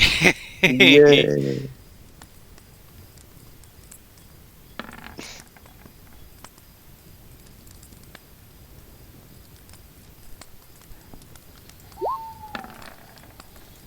Excuse me? Oh, that's Bless cool. you. Okay. I thought that was Emily rolling again. I fucking panicked. Nope. Okay. It is your turn. And that is a... Oh, Cole. Cole's first, actually. yeah. Cole's gonna bolt right back to Edward. How long would it take for Cole to be, like, within 100 feet of Edward? How many turns? How far can he fly? 6 seconds? Fly speed 50, so dashing would be 100 feet per turn. It would take him, directly there, since he knows exactly where he's going, it will take him, technically 3 turns. He'll get to you on the 3rd turn. Oh. Hang in there, Hyperion. You can do it, I believe in you. Cole's gonna bolt back to Edward. At full speed. Okay. Alright.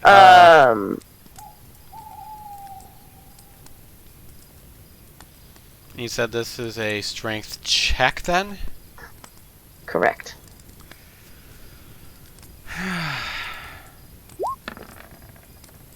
Oh, good. 10. Oh, that's right, I'm at disadvantage. Alright. 10. Better than... So 10. Lower than 10. Isn't it athletics to get out of grapple? Or acrobatics? Yeah, actually, that's a really good point. I did say the check. Athletics or acrobatics? Yeah, because it's a grapple, right? It's a grapple. Okay, so I'm he gonna is completely do right. acrobatics then. Still with disadvantage, but acrobatics is still better than strength. For fuck's sake! Oh. Okay. God, this is fucking annoying.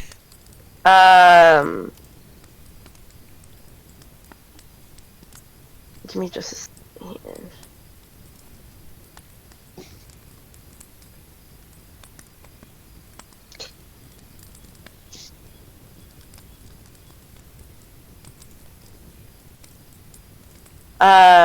With that, come on. Will-o-wisp. Initiative. Oh, joy.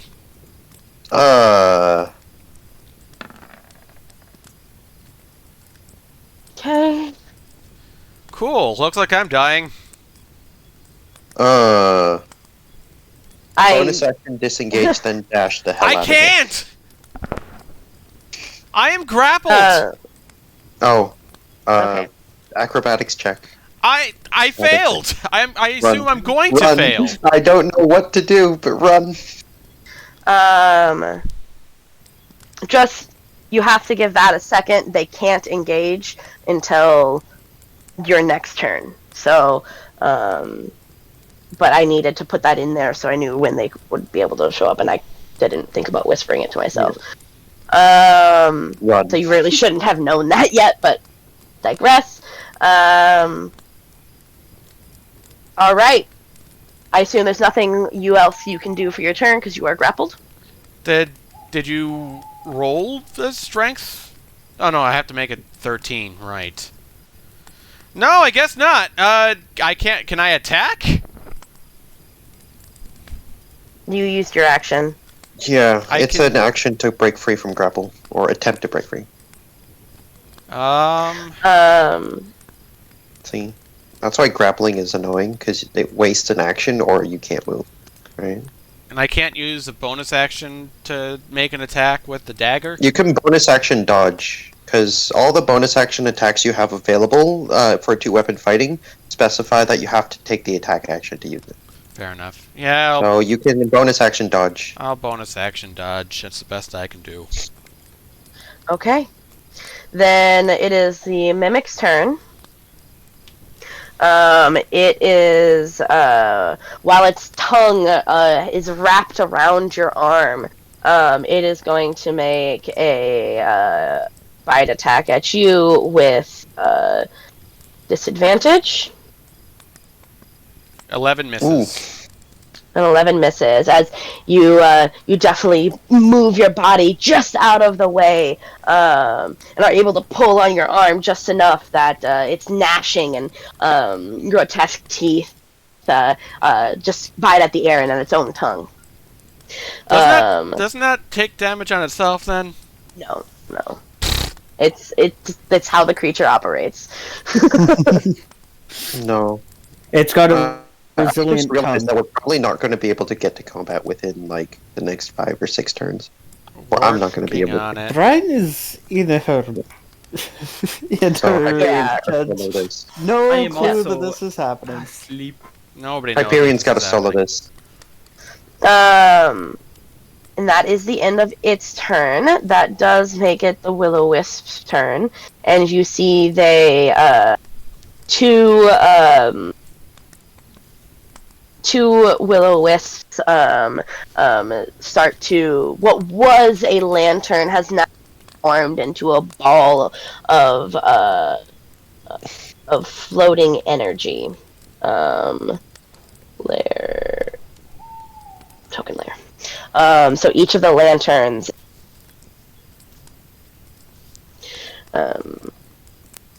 no longer the form of a lantern. That does take up both of their turns, and it is your turn. You can go ahead and make a Disadvantage Acrobatics. acrobatics. I'm sorry, 13 breaks 13. it. that succeeds. And So I'm going you to break bonus out of action the grapple. dash, get the fuck out of there. Disengage. That takes opportunity. Yeah. So you can dash. Dashing You still can. works, but you gamble, right, on not being hit. And if you get hit, you get grappled again, then you can't leave, right? So you Right. can either dash and just I'll get out, bonus or you action can... disengage at least. That does get me at least out and moving. And you can go ahead and 30 feet, perfect. As you rush away. It is. Let me check its distance real quick. Come on, computer. Mimic having 60 movement speed? Damn. If it's 60 movement speed, you're screwed. You might as well just, dodge every turn. Thanks for the vote of confidence, Rocky. It's scary, but I doubt it's 60 feet Cannot- movement. you It see can't move. It's you see from just over your shoulder a singular pseudopod leg pop out from underneath the chest as it starts to hop in your direction using all of its movement, the entire 6 seconds to get just behind you, but it does not make an attack. Okay. You see, floating behind the Will-O-Wisp, you see both of them make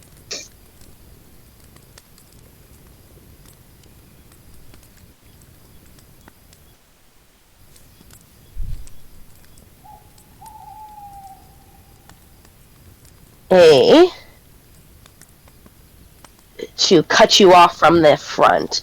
I will have you know they appear to be incorporeal in form, and you are able to dash your way through them. However, I would take it does opportunity. evoke opportunity. Yes, because you're entering their range. Okay. Then that is going to be the end of their turn. It is back to you. So what if I were to drop down this way? It is about a 10-foot fall. Make it's 2 squares. Make a DC 12 acrobatics check, and if you fail, you would take 1d6 damage. Okay. Bludgeoning. I will I'll disengage. Are you disengaged? Yep. I'm gonna do that, and I'm gonna make that jump. Am I able to like mentally prepare myself to like as soon as I land like roll so I can like lower the DC or? Yeah, that is a part of your knowledge of acrobatics and having the proficiency that you do. Okay. So it would And just then be you a can straight acrobatic roll. Okay. Cool. Then you Oh, can did dash not after mean that. to. Okay, that's an 8. Okay. That's great. So you take 1d6. 4. 4. Okay. damage as you fall and kind of twist your ankle just in quite the wrong way before dashing off. Okay. So yeah, you're down here, and Oh, perfect. from here on out, you're just bolting, right? Yep. I'm going to bonus action dash. Okay. You see the gurgled groans of the mimic. You hear it echoing from back behind you, and for probably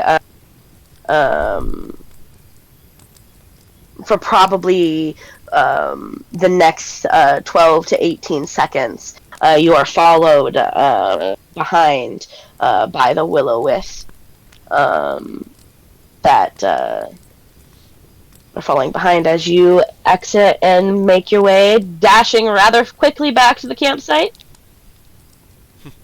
As I'm making my way back, I'm going to start shouting, "Trouble! There's trouble! Everybody get up!"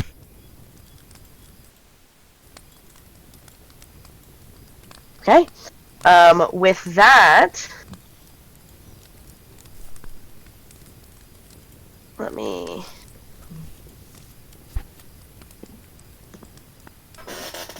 You all hear the cries of Moonzic as he, or Cheem, as he approaches. Just within 6 seconds before, not 6, be 1, 2, about 30 seconds before that point. Not even. Let's see, actually, it would only be about 15, because rounds are a thing. 15 to 20 seconds before you heard his cries, Edward, you get the telepathic message from Cole as he comes to fly in front of your face. I'm going to immediately rush up. I'm going to yell back at Cheem. What's wrong? What's that? What's happening? Mimic and fire! 2 of them! 1 mimic, 2 fires! I'm going to immediately rush up. The rest of you, I would presume that you are taken by these cries. Yep. Yep. Do I have to so. roll anything for Animo? No, Animal also gets up. Okay. What's with all the loud noise? Honestly, can't get a Yes. decent night's sleep. Cheem It's got not attacked our by watch something now, in the is middle it? of it.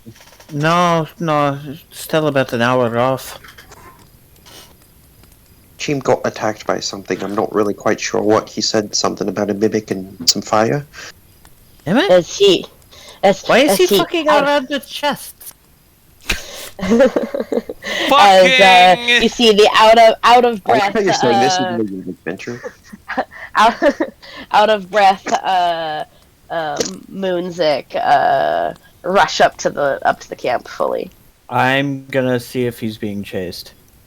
I'm going to check on him and make sure he is okay, and if needed, I will cure wounds him.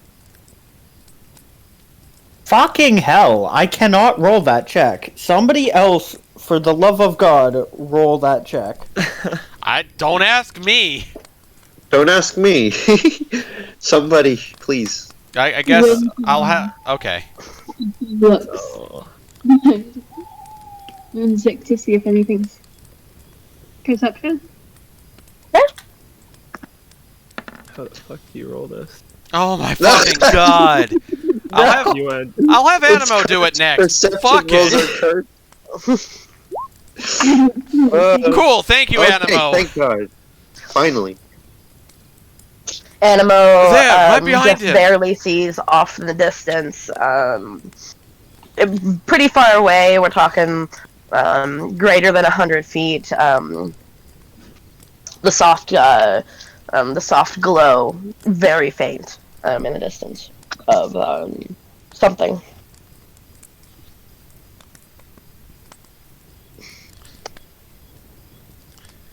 There, it's behind him, but it's kind of trailing behind him. Alright. Positions. Don't get killed. General stuff like that. Are you okay, Cheem? Do you need healing at all? Yeah, you could say that mimic that was there really got a good grip on me with his teeth. Hearing that, I'm going to level 1 cure wounds. For 11. Hey, I'll take it. Hey, cure wounds. I hope that feels better. It does. Thank you, Soaren. Of course. Now, we should probably deal with the matter at hand. Right. And Moonzic is gonna draw a grudge and Ghost Eye. Yeah, I'm going to prepare. I would not have on my armor though, so my armor would be just buffed by my shield and dexterity. I would second that statement. Do you want mage armor? Oh, for the love of God! Why does every time I tab out of this, my armor class reset? Do you want mage armor? Would that help? Honestly, yeah, it would help a little, but it's probably not necessary. Save your Beautiful. slots. What do we do about it? Do we stand guard for the camp? Remember, our job is not to go and fight whatever is there. Our job is to protect whatever's here. Well, we deal with whatever comes here to deal with us. That's the... We set up some sort of defensive perimeter, and if it comes and deals with us, and we stay freaking quiet so that everyone else can sleep. Because they need Yeah. to sleep too. I think there's You one. hear somebody groan. Yeah, I'm gonna say I think there's one consistency that we haven't been able to see from among here, and that's the problem of. I saw a creature. It was watching at us. It had two blue eyes. It was hiding among in the shadows. I don't think anything of that description that Cheem had stated fits any of that. So What there might be color another were the type of will-o-wisps? They were blue, correct? Yes. They were blue eyes. They blinked twice and then they left. That could Is have it been. possible that the will-o-wisps can stop shining for a second? Simultaneously in coordination. Doesn't sound like the most impossible thing I've heard. I mean, Go the ahead problem and is- roll me a Arcana, History, or I'd even take Nature check. 8. Oh my Yeah. god. Yo, You're really Another not 2. certain. We're rolling nothing but 2s. That 2. You're really not certain. You all again are welcome to approach us whichever way that you would like to. Whoever would like to. I'm still approaching this from the side of I believe it's possible, and therefore I'm going I to. abstain. I would like to stare into the brush to try and find anything that I could see. Casting dancing lights to try and get any light in the bushes as well. Okay. Yeah, I'll cast Mage Hand, and then I'll cast Produce Flame, and then You I'll just move want the Mage perception? Hand around as like a floating lantern.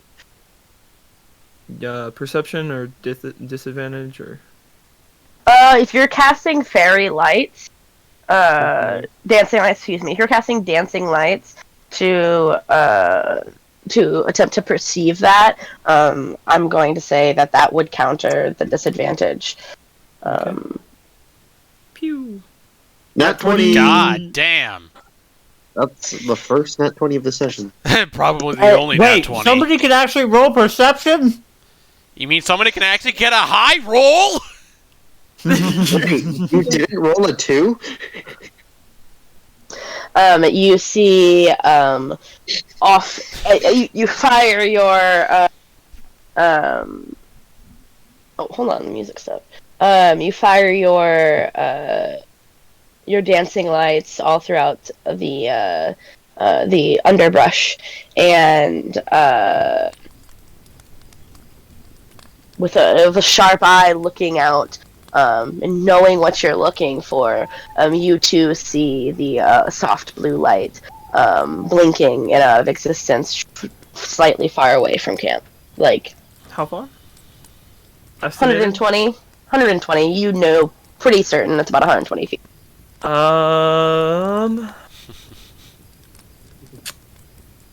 Okay. I'm gonna point to where it is and point it out for everyone who could not see it, while slowly moving forward. So you're like walking 30 feet closer? I'd say about 20 feet. Okay. So again, blinking, very gently bobbing the light. It goes out, comes back 15 feet from where it was, Closer or Closer further to away? us. off to the side. Oh, okay.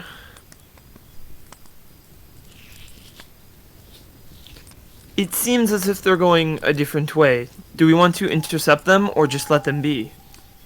I don't think they're... Let's just. Again, it's not our job to kill whatever we find. It's our job to protect the people that are here.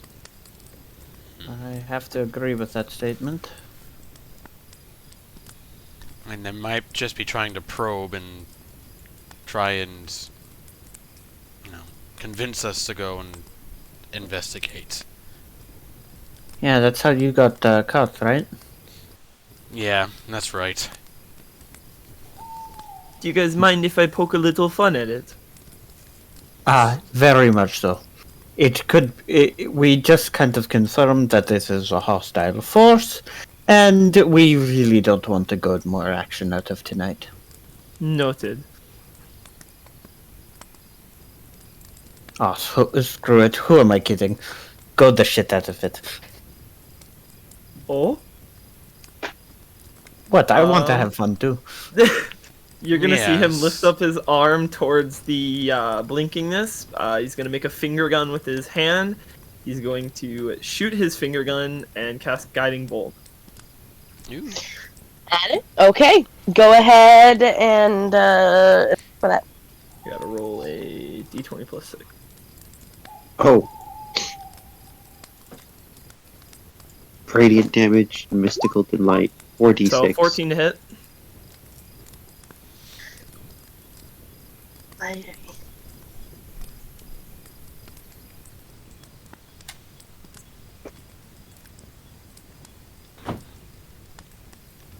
Sorry, I can't remember. No, that does not hit. That does You not see your hit. guiding bolt. The wisp appears to just kind of bounce in the air, narrowly, not narrow, bouncing out of the way of your guiding bolt. Shoot, my aim's a little wonky. Neat trick, though. Alright, have we had our fun? Just keep an eye on that through our watch. It's almost time for that watch anyway. A pair of We blue all- eyes dancing in the forest. I could sleep off this bite mark.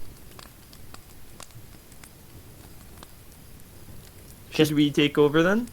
Rest light. Hmm. And we'll call if this becomes an actual problem. Perhaps in the daytime, if the caravan is allowing for it, we can get a little bit of revenge on your mimicky predator. If it's still there in the morning, I have a feeling it's no ordinary encounter. Well, I mean, mimics. What do you say? It's pretty common knowledge that mimics are ambush predators. I would say you would know that. Mimics are ambush predators. They tend to stay in one place. If you're foolhardy enough to take the bait, they try and eat you there.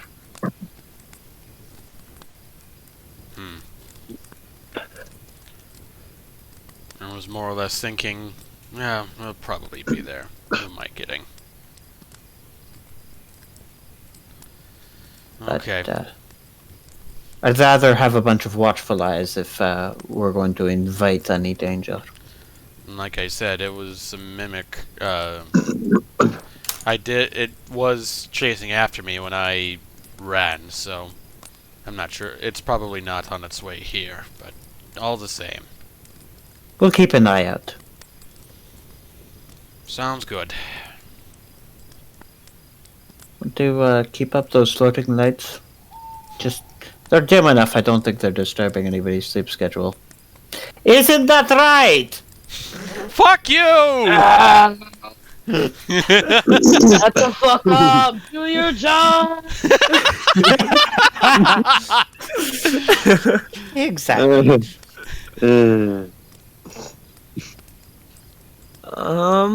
Okay. And then hearing that, I'm gonna split them into two.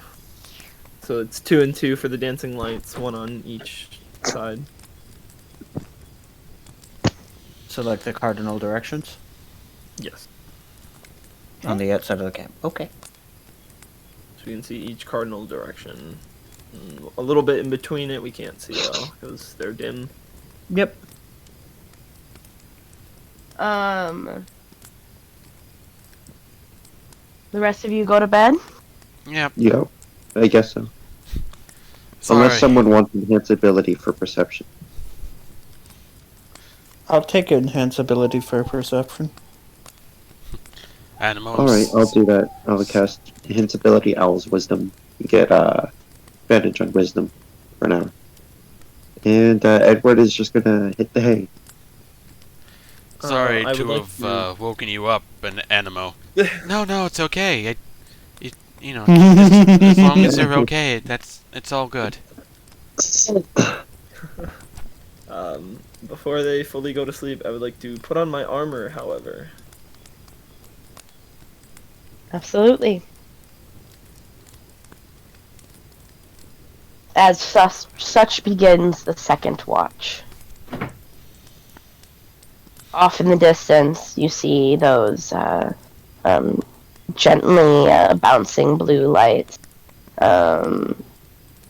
here and there, as they seem to be just keeping their distance, but taunting you from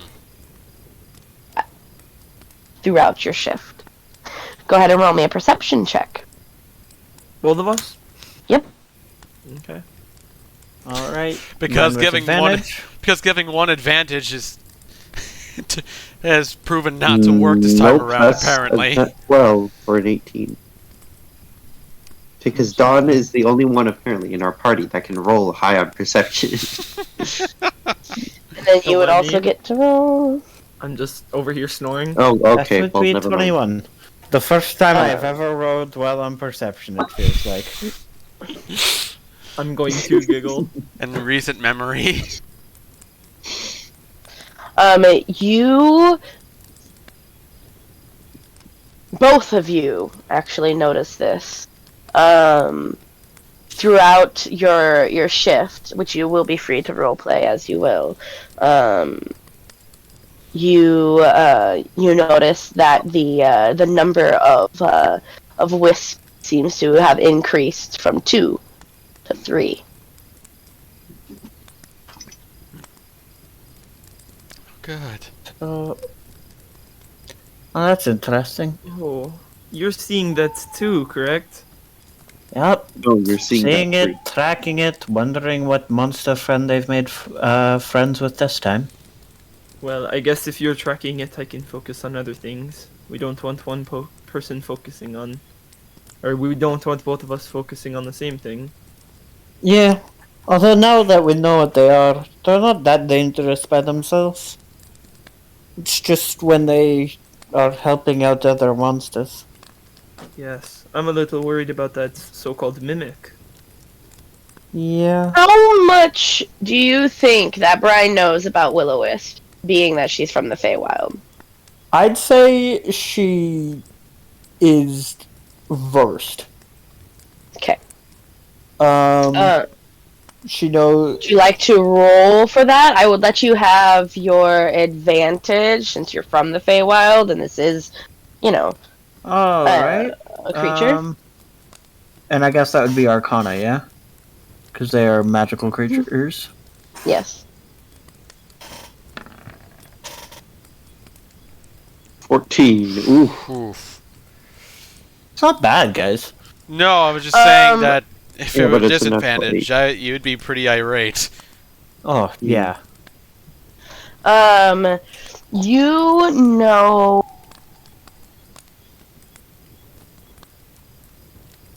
Mostly the stories that you've heard of Will-O-Wisps are... You know of at least 2 different kinds of Will-O-Wisps. There are the Will-O-Wisps that surround the area of the Feywild, and those Will-O-Wisps occur quite naturally. Many scientists of the Feywilds claim that they are a manifestation of the excess energy in more highly magical areas that kind of conforms together to feed off of the anguish of people. This is true of both types of Will-O-Wisp. They appear to get their sustenance from forms of natural gas and anguish. They cannot live without either, if that makes sense. So typically in the material plane, you most commonly find them in marshy or swampy areas, as that's the area that would have more natural gas. And the fear that is so often strikes those who are in the area, along with the creatures. It appears that those would be like the prime locations. Not abnormal to see Will-O-Wisp in non-marshy areas, but it does mean that there's probably some sort of natural gas around here. Whether that be from like one of the many cave systems or decomposing bodies, etc. It's interesting though. They're They They are harmful, by the way. Yeah. And you do know that they are quite dangerous, particularly in packs and with the help of a different creature. I said by themselves they're not dangerous. Right. Let's see. And they do have some sort of affinity to electricity. And they seem to give off some sort of like electric attack. Anyway, what I was saying is they normally hang around either in large groups. If I see another one, we should probably start to worry about it. Or around the stronger monster, because they're really, really scary when you're not doing so hot. They kind of sap the life out of you if you're really hurt. I mean, by themselves, they kind of come up, they can shock you. That doesn't seem that fun. No. They're Sometimes also really hard to hit. And I'm just going to Eldritch Blast for, You're just going to shoot one. Yeah, just for the entire point of demonstration. roll to hit. Shit. Where is... Oh, I have to go through spells? Do I just... Just Okay. go to your character sheet. I don't actually have it as an attack. So I'm just gonna slash 1d20 plus 8. You see, even trying your absolute best to aim at the will-o-wisp, it appears to just bounce out of the way at the last moment. See? Not very fun. Yes, you do remember that I tried to shoot it, right? I do. I'm Yeah. pretty freaking accurate with this. But they're quick little bastards. Anyway, probably if we do have to get in contact, something a little more wide range would be a better chance of dealing with them. Like, say, and he cracks his knuckles. Moonbeam? That would do an absolute wonder on them. But Sounds like a plan. that's just if another one shows up. So 4 is the worrying number. Okay. Yeah, 3, I don't think they'll try and attack. We've got a lot of people, we outnumber them. You know, there's nothing with them that's really scary. The one's still bugging me, but whatever. But yeah, we're a lot of people, they are not that many. I'm a little concerned about this presumed mimic. I've Yeah. heard a few things, none of them quite pretty, to be honest.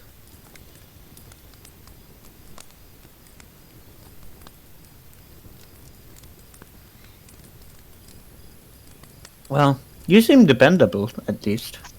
You know, from all of the taunting I've seen you do. Thanks for helping out with the watch, though. It's nice to have company. Of course. It gives me something to do. As you would know, we don't, have to sleep the entire night. Yes. Keeps me thinking, gives me time to do something else. Odd question. What are you doing after this caravan gets to Feolinn? I'm actually heading down to... I'm gonna butcher this. Nicodranas? Yes, that.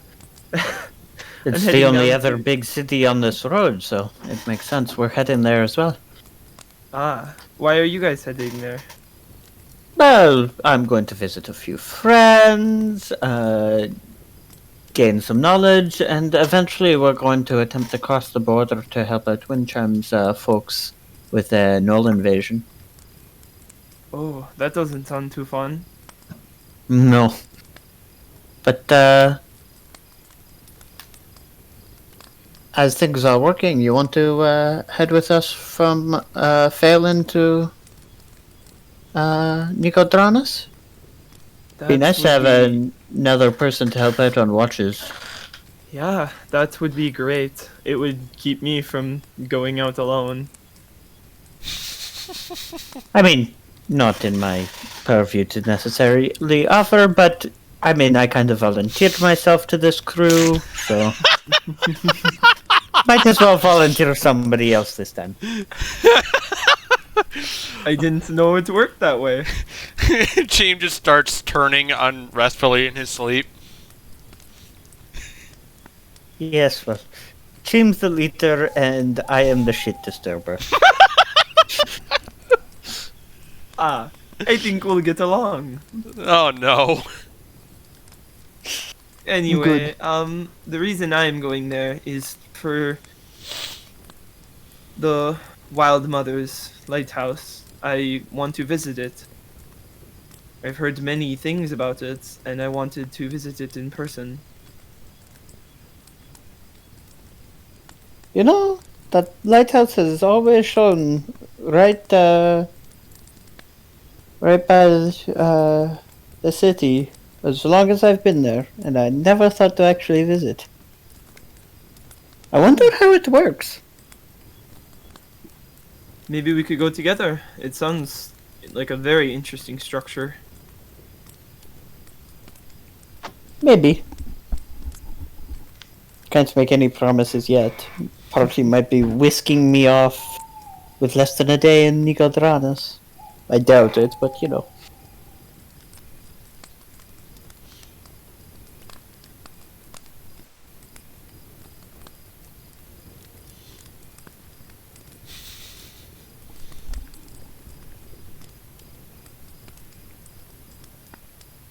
Well, this is awkward. How are those will-o-wisps over there? Yep. Still three? No. Still bouncing. Still three, still bouncing. Mm-hmm. They're annoying me. Do you want to... No, this is a bad idea. Now Did you you gone say and done shooting it. range? A massive grin has appeared over her face. You know, that might entice them into combat, and there's only two of us. It's a very bad idea. But do we have a backup plan? You do? First to hit one wins, checks inventory for money. I don't have much of that either. Stops after checking her purse. I'm not betting on this. I agree with that. Just first one to hit wins. I'll let you go first. Oh, you're going to regret that. Y'all are both gonna regret this. It's a button, I want to press it. Oh, Roll your damage. no. Roll your damage, she says. Okay, well then. Well then. Oh. Oh. Oh my. 16. Okay. Not bad. Give me a second here. Roll initiative. Well, I guess you win. Oh. Drat. Maybe I should You have see- taken the first turn. You see the arc of arcane energy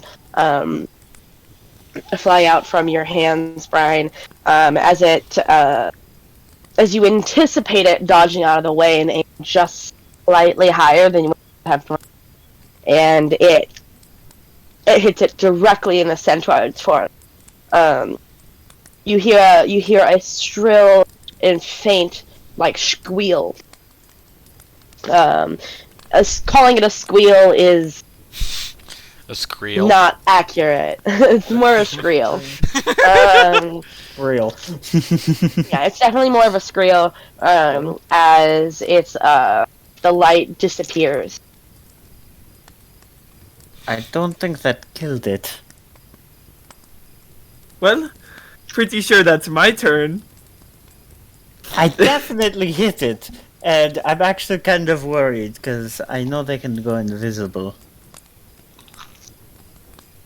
The other two are still visible, right? Yes. You wouldn't happen to hear of one splitting from the pack.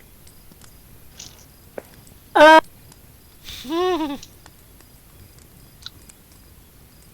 going to get on my armor.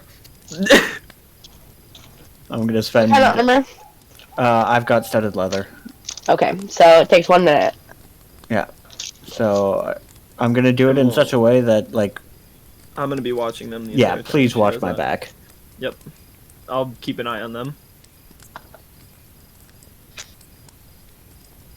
Moments pass. Maybe another 30 seconds before 3 blinking lights appear back. Would I know the one that started blinking again? Yeah, you would be able to track it. Hell yeah. I'm gonna spend the next 30 seconds just finishing getting on my armor. I'm scared.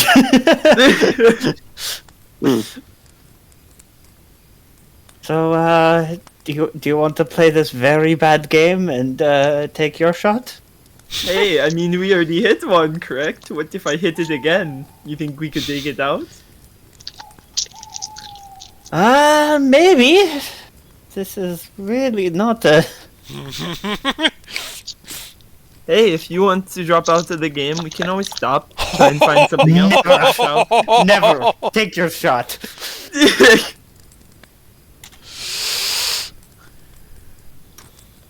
Brian almost looks pissed Does from an the 18 hit? notion. 18 does not hit. It What? just barely bounces out of the way. Fuck. My Holy first roll shit. was an 18 as well. Dang it. Don. God, my aim is so bad. No, you've got to aim where you think they'll dodge. Like this. I'm gonna look like such an ass if I miss this.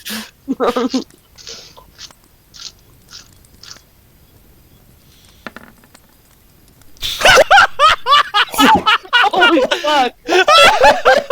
Holy fuck! Oh my god. Can't roll a perception check to save their life, but when it comes to attacking, But when it comes to one-upping the new party I member, would like to say, which one are you hitting? The same one I hit earlier. Okay. Okay. my fucking my God. god. 18 Oh my damage. god, it's so much damage too. The you see as this time you anticipate where it's going to bounce out of the way, and as it hits it, you see the energy from it release in a fairly bright flash as tendrils of light kind of float away.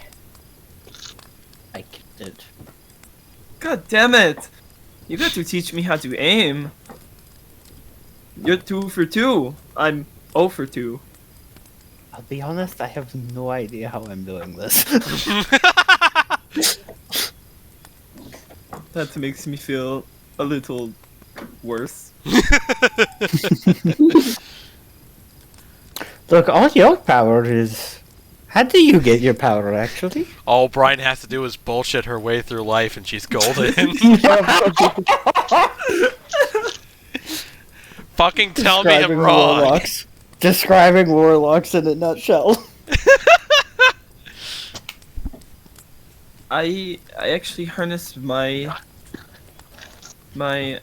power from both the nature surrounding us and the stars above us. See, that's so much cooler than how I do it. I had to make a dubious deal with an ocean squid thing. Oh, sounds fun. He's been I great guess. so far. He's helped me with all my friends. He gave me a cool notebook. Want to see? Hail ocean squid thing. Honestly, to pass the time, sure. But the question still arises. Are you gonna go for 3 for 3? You're... Well, I mean, if they do decide to engage, there's one less of them. Yes, and we can whittle them down even more. True enough. Wanton destruction it is. I suppose it's my turn then, huh? I suppose. Time to miss again. Does a 24 hit? That hits, I Yes. think, right? Yes, it Perfect. hits. What are you actually casting? I am casting Guiding Bolt. First level Guiding Bolt. That is 4. How many spell slots do you have? I get 2 of them for free. He does. Alright. There's no addition. It's just that is 15 radiant damage. I'm gonna aim for the one in the front. You do that. Again, a very similar performance. You as it hits, you hear a little shrill shriek and a skrill, if you will, and Squirrel.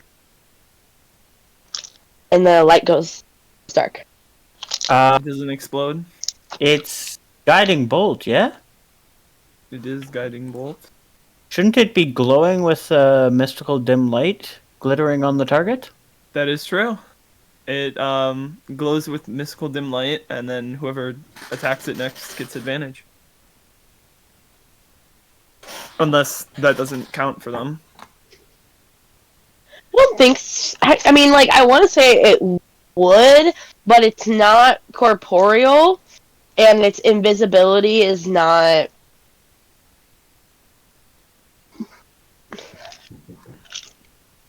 It doesn't have a body. I don't know. But it does have an essence that we're hitting. Like, I could still see it getting benefit from being invisible, but, like, it having its, like, area shown, so I still can shoot it at a straight roll. Okay, yeah, I can see that. As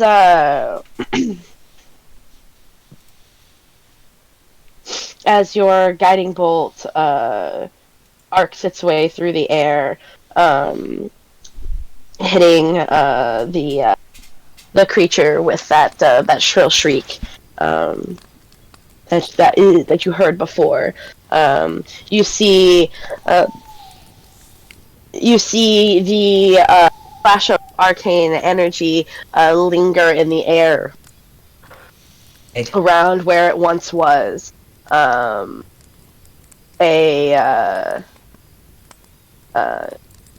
Just kind of gentle sparkles floating about it. Hey, Yes, that's good. I find. Oh, sorry. Go ahead. That's okay. Go for it. Oh yes, I finally hit it. That's a pretty neat trick. I think I might even be able to hit it while it's invisible just because of the sparkling lights you've put on it. Plus it would Go be a for it. pretty cool flex. 3 in a row? 3 crits in a row. Ooh, close. Hey! That does Oh, hit. still 3 for 3. I would have laughed hysterically if that was another nat 20. I would too. I would have been like, bruh. The fact that you guys can't roll perception, but then this happens. We're Okay. we're a bit of a clueless Does that kill cannon. it? Not quite. You hear that again that almost like a ringing at this point in the back of your head as the magical energy around it fades. Damn. I was hoping that would finish it off. Shoot. Well, I Well- mean, we should probably stay on guard until that one either reappears or... Or do you want to keep the game going with the next one? We could always go to the next one. I'm not complaining. You guys are playing with actual fire. Yep. We are We're having literally playing fun. with fire. This is a lot of fun. Alright, let me roll for the next one.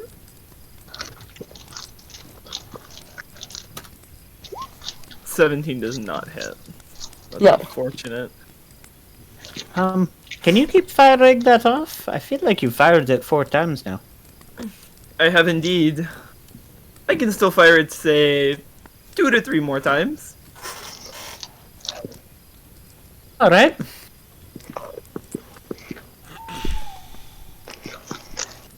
I do believe it's your turn.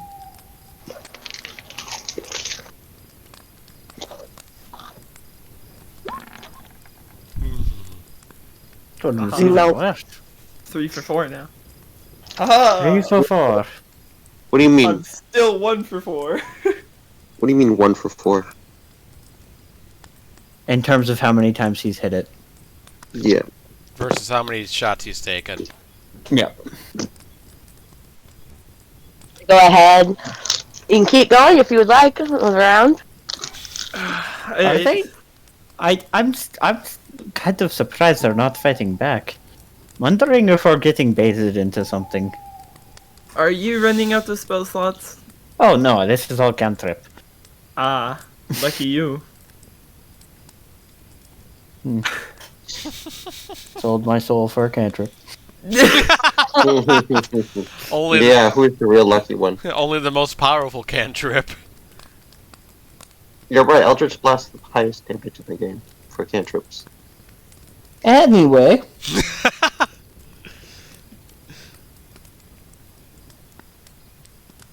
Really worried about them deciding that we're a threat. Well, we are a threat. We're using them as target practice, but really worried about them starting to attack.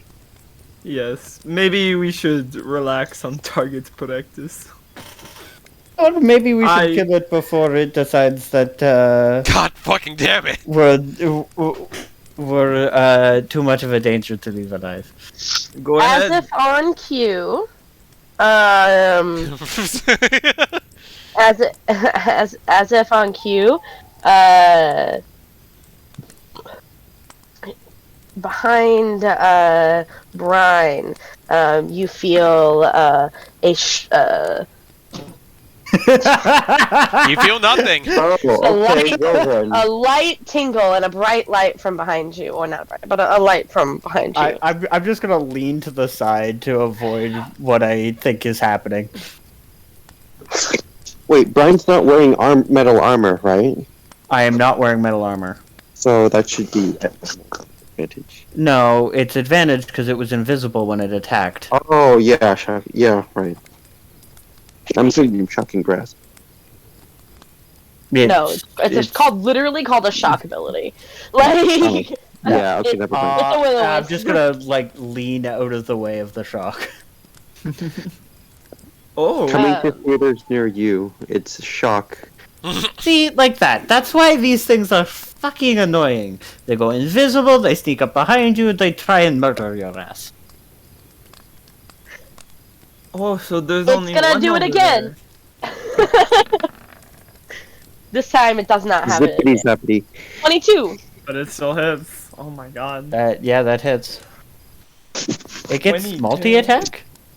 No, it's been 6 seconds. Oh. Oh! Yeah, fair. Yeah, I'll take 6 damage, and I'll, snap out of it, and Eldritch Blast it. I'm going to. It's within melee range of you, so Oh, it is at I'll- disadvantage.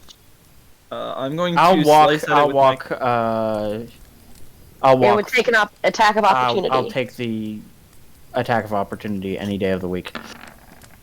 Okay, it's the first one. Zippity. 21 hits. Yep. Oof. For 10. Yeah. Ow, I'm not doing well.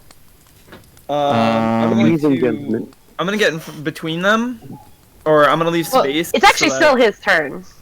Oh, it is. So- Still this one. Yeah. 21 minus 16. What is 21 minus 16, guys? 5. 5. Yeah. Yeah, That's not- That's wait. 21 minus 15 is 6. 16. 16. Oh, 16. Yeah. Okay. Yeah. I thought I heard 15. I was like, what? The curly Q No. number.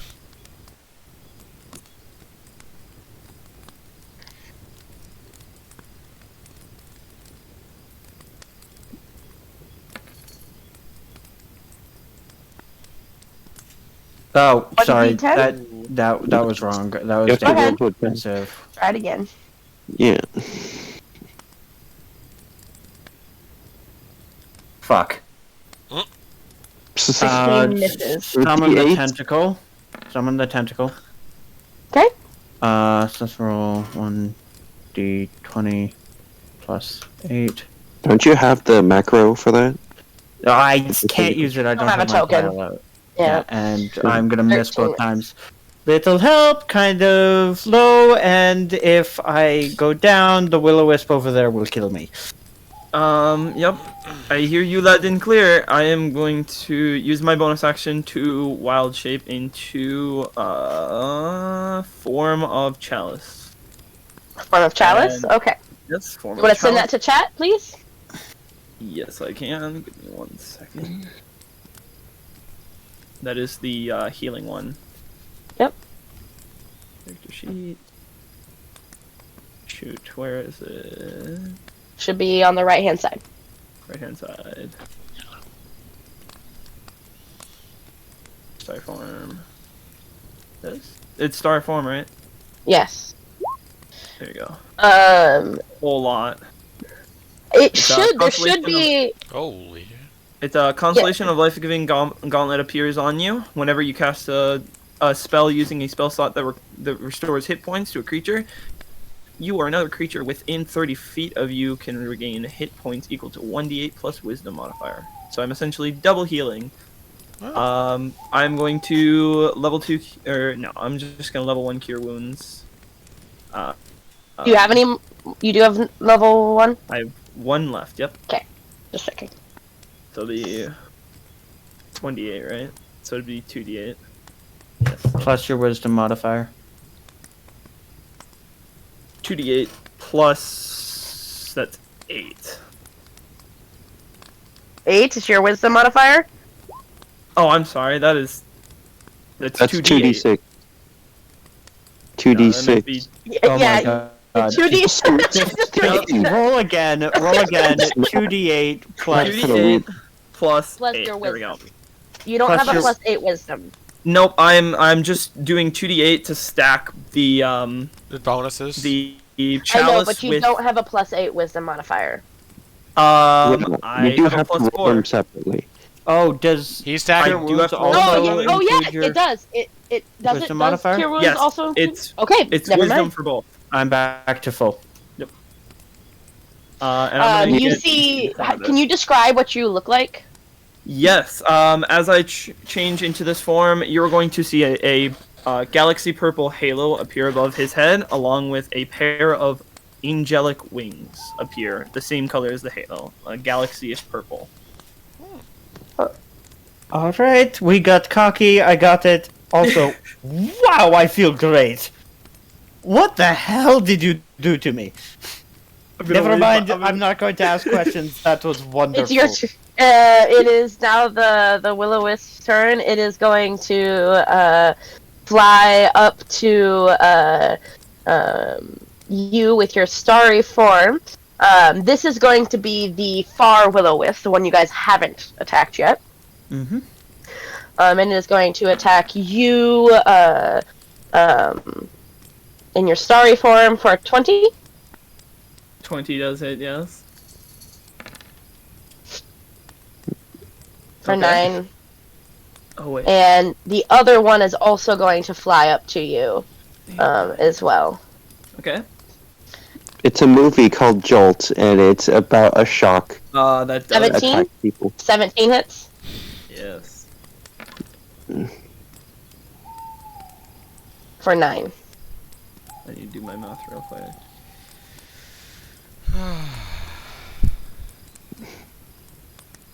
Okay. All right. Alrighty, and now it is Brian's turn. Tentacle on the weak one.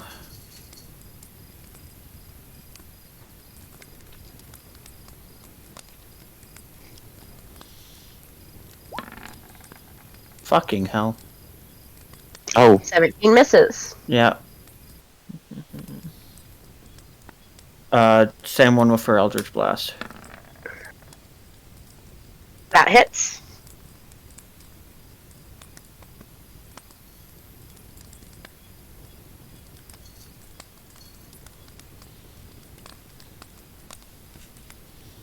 Ooh.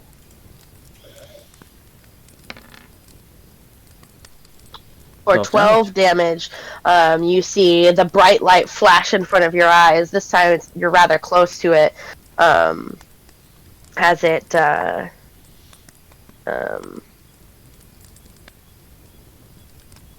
it explodes in gentle falling glowing lights all around it. By the time the particles hit the ground, they're already gone. I'm gonna like kind of go. We've killed the other two. You can walk away unscathed. Right at it. Okay. I believe it is my turn then. Yep. I am going to pull out my katana and I'm going to slash it. Okay. I have the power of anime on my side. And nature and anime on his side. Nature and anime. 17 That does misses. not It would be hit. God. Does miss. That was a warning slice. That was a warning slice. You got that right. Bonus action? I don't have any bonus actions I can use. Or I do, but I'm not going to. So You're Second level healing word. you I don't like how you doing on HP? Because these things get you down, they can kill you outright. I am. If I do math real quick. Wait I a second. That's am metagaming. just a tiny bit below half. So Quick I'm fine. maths. Yeah. I'm going It's to not get metagaming. between I was Brian. told that I knew things about these creatures. Yeah, Oh. It's fine. Yeah. I'd know they'd sap life. Just gonna like kind of- block a little bit between Brian. I'm gonna Alright. leave space for her to Eldritch Blast, but I'm going to block the what's it called from getting to her. All right. Okay. It is the Will-O-Wisp's turn. It is going to become invisible. Oh. Yeah, kind of. Kind of saw that one coming. In any case, You didn't. What are you talking about? It's invisible. You can't see it coming. go back Rocky. to back with me, and I am going to cast Mirror Image on myself. 3 illusionary duplicates of myself appear within my space. Until the spell ends, duplicates move with me and mimic my actions, shifting position so it's impossible to track. I Okay. actually have something I would also like to use if possible. It is your turn. I would like to exactly where it went invisible. I'd like to do that as the center of the radius / diameter and cast Fairy Fire. Send that to chat, please. It needs to make a Dex save. So If it's in there. It's very good at text. it's very good. I kind of figured. Just go ahead and toss it anyway, just in case. Do you have it somewhere? I don't think I have it.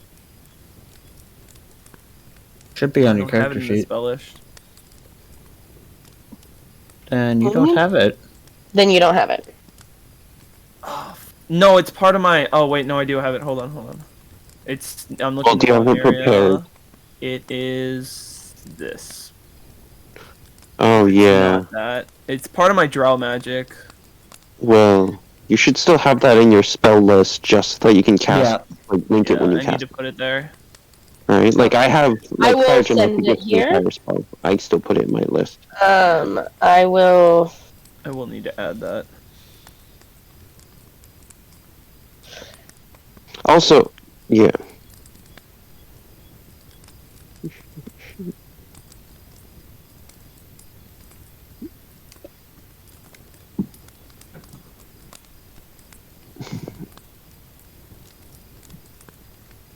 Do you got it, or do you want me to Hold just on. copy and paste it? I got it. Nah, I got this. Each object in a 20-foot cube within range is out or violet color, your choice. And any creature in the area of the spell is also outlined in light. If it fails a dexterity saving throw. What's your spell save DC? It is a Dex 12. 12. Oh, fuck. 12, so it succeeds. Damn, that was a really low roll. It has a plus 9. It has a +9. Yeah. Ooh. It's a 28 dex. Good lord! Yeah. So spell save of 12? Yeah, it has, Wait, yes. Spell save no, should be how do you have a spell 14. save of... It should be 14. Yeah. Your spell save is 14. Yeah, it says spell save DC Yeah. 14. So it is outlined in, That is for Rocky. Yeah, how is Oh. yours 12, my dude? You have a perception of... It's because it's a class feature. Yeah. Oh, right. You're doing, Charisma. Charisma is your Charisma. spellcasting ability, not... For a drow. Yeah, Yeah. Yeah. Yeah. that there. explains a lot. That's why it's 12. So it definitely ends out. It nothing appears when you cast a spell in the area. Shoot. Back to back, I heard. Yeah. Yeah, we're gonna go back to back. I'm going to whisper something and heal myself with Healing Word. I mean, like, I don't want to, like, say things or not say things, but Edward can still detect invisibility. Yes, but you're sleeping, and we fucked around and found out. Yeah, Sure. okay, Yeah, this one's you on really I'll let did. you guys deal with it. Hey, okay.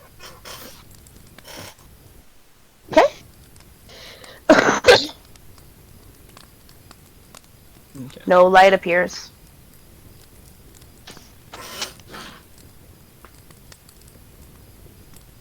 Well, what It's should your we do turn now? technically again. All right. Um, Hold action to Eldritch Blast it. If it attacks, I see it. Essentially, the instant it becomes visible, I will Eldritch Blast the shit out of this thing. Elbozo. I mean, usually they will become visible by attacking you, which means you're going to be doing it at disadvantage, right? Yeah, but no. Eldritch Blast. better than nothing at all, right? Yeah, but Well, Eldritch Blast. I could do it with a tentacle, but the tentacle has less chances of actually being within range. Because if it, say, attacks, Yeah. Darren Either from way. the other side, the tentacle couldn't hit it. Either way, nothing happens. Womp womp. I'm just gonna stay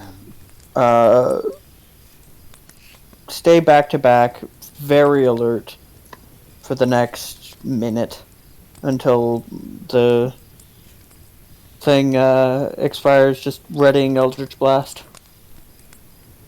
Nothing happens. A full minute passes with bated breath. You do not see the will-o-wisp again. Alright. Well, that was incredibly stupid. Agreed? Agreed. But target practice? Who can It was argue with very that? fun. It was very fun. I can agree with that. Very fun. Boo. We'll just we'll keep an eye out. We'll finish out our watch, and we'll let the others know that we dealt with 2 of the Will-O-Wisps. Don't tell anybody about how we almost got fucked up by them, and have a good night. Good thing we can get the benefit of a long rest with only 4 hours of uninterrupted. That is true. I guess I should probably drop this, and his wings and halo are gonna disappear. My abilities have already disappeared by the time I'm talking.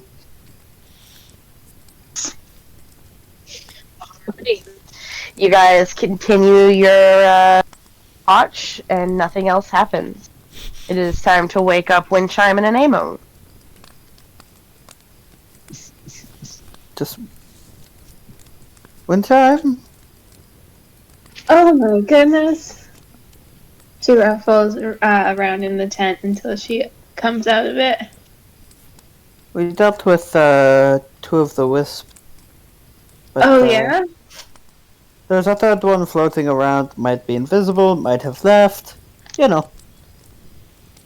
General Oh, things. that makes me feel so much better. Hey, look. There were 3 things to worry about. Now there's 1. Hopefully. I mean, if you don't count the... Never mind. Don't worry about it. I'm sure you guys will be fine. You do have a Nemo. Brian's going to head into the tent. Move over, Edward.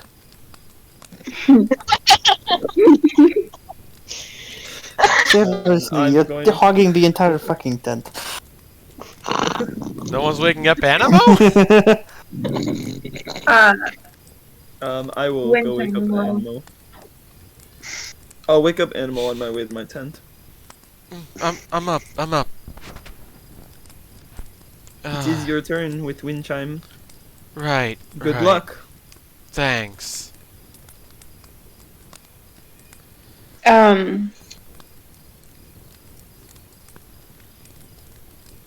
Is there a spot where they were watching? They were just sitting around the campfire, as far as you know. Okay, that's where Winton will go. Is it still hot and fiery? Yeah. I mean, part of your watch does include going and making sure it's just assumed. Okay, well she's gonna attend to the fire for sure. Alrighty. Very sorry, Windchime. Unless you really want to put Cameron through the is there anything you want to say to each other? I don't know. It feels weird if it's not Quinn. Especially since I don't know his character's backstory as well, so I feel like I wouldn't know how to give responses if she's going into that. Yeah. Nor would I know what Quinn would want to ask of Windchime. Of course. I agree. Go ahead and each of you roll a perception check. Alright, my character sheet, but not my character sheet. Oh yeah, my eyes are open. Yes. Yes. Nemo's eyes are. With another nat 20. Jesus Christ, Animo, why? I told you. He's the only one that rolls high in perception for some reason. And he has a low bonus for it, which is hilarious. It doesn't matter. Better luck beats low bonus. Rolling higher is just most of the time. Better luck I would beats say. high bonus. Rolling higher I mean. just tends to get higher numbers. Already. Like how dice work. God damn it. Off in the distance, far away, probably greater than 200 feet, there is a faint glow that disappears pretty quickly for a Nemo, but nothing nearby.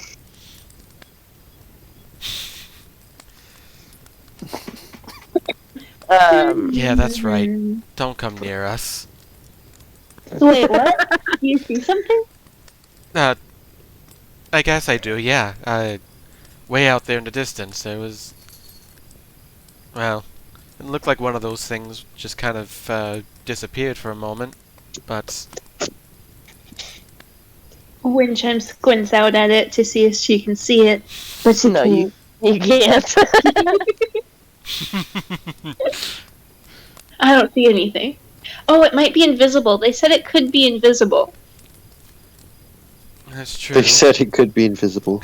Keep your ears open. Yes, If you're yes, I saw this thing over there. I can't see it. It could be invisible. Yep. The thing that I saw, that definitely see. The last part of the watch goes by pretty uneventfully, for you see the sun start to rise off in the distance. Birds start chirping, and it is morning. And that's where we're going to take a break, folks. Sounds good. Hey. All right. Thanks for watching for part 1. We will see you shortly. Twitch.tv/FrigidHyperion. Yeah, of course that. We'll see you soon.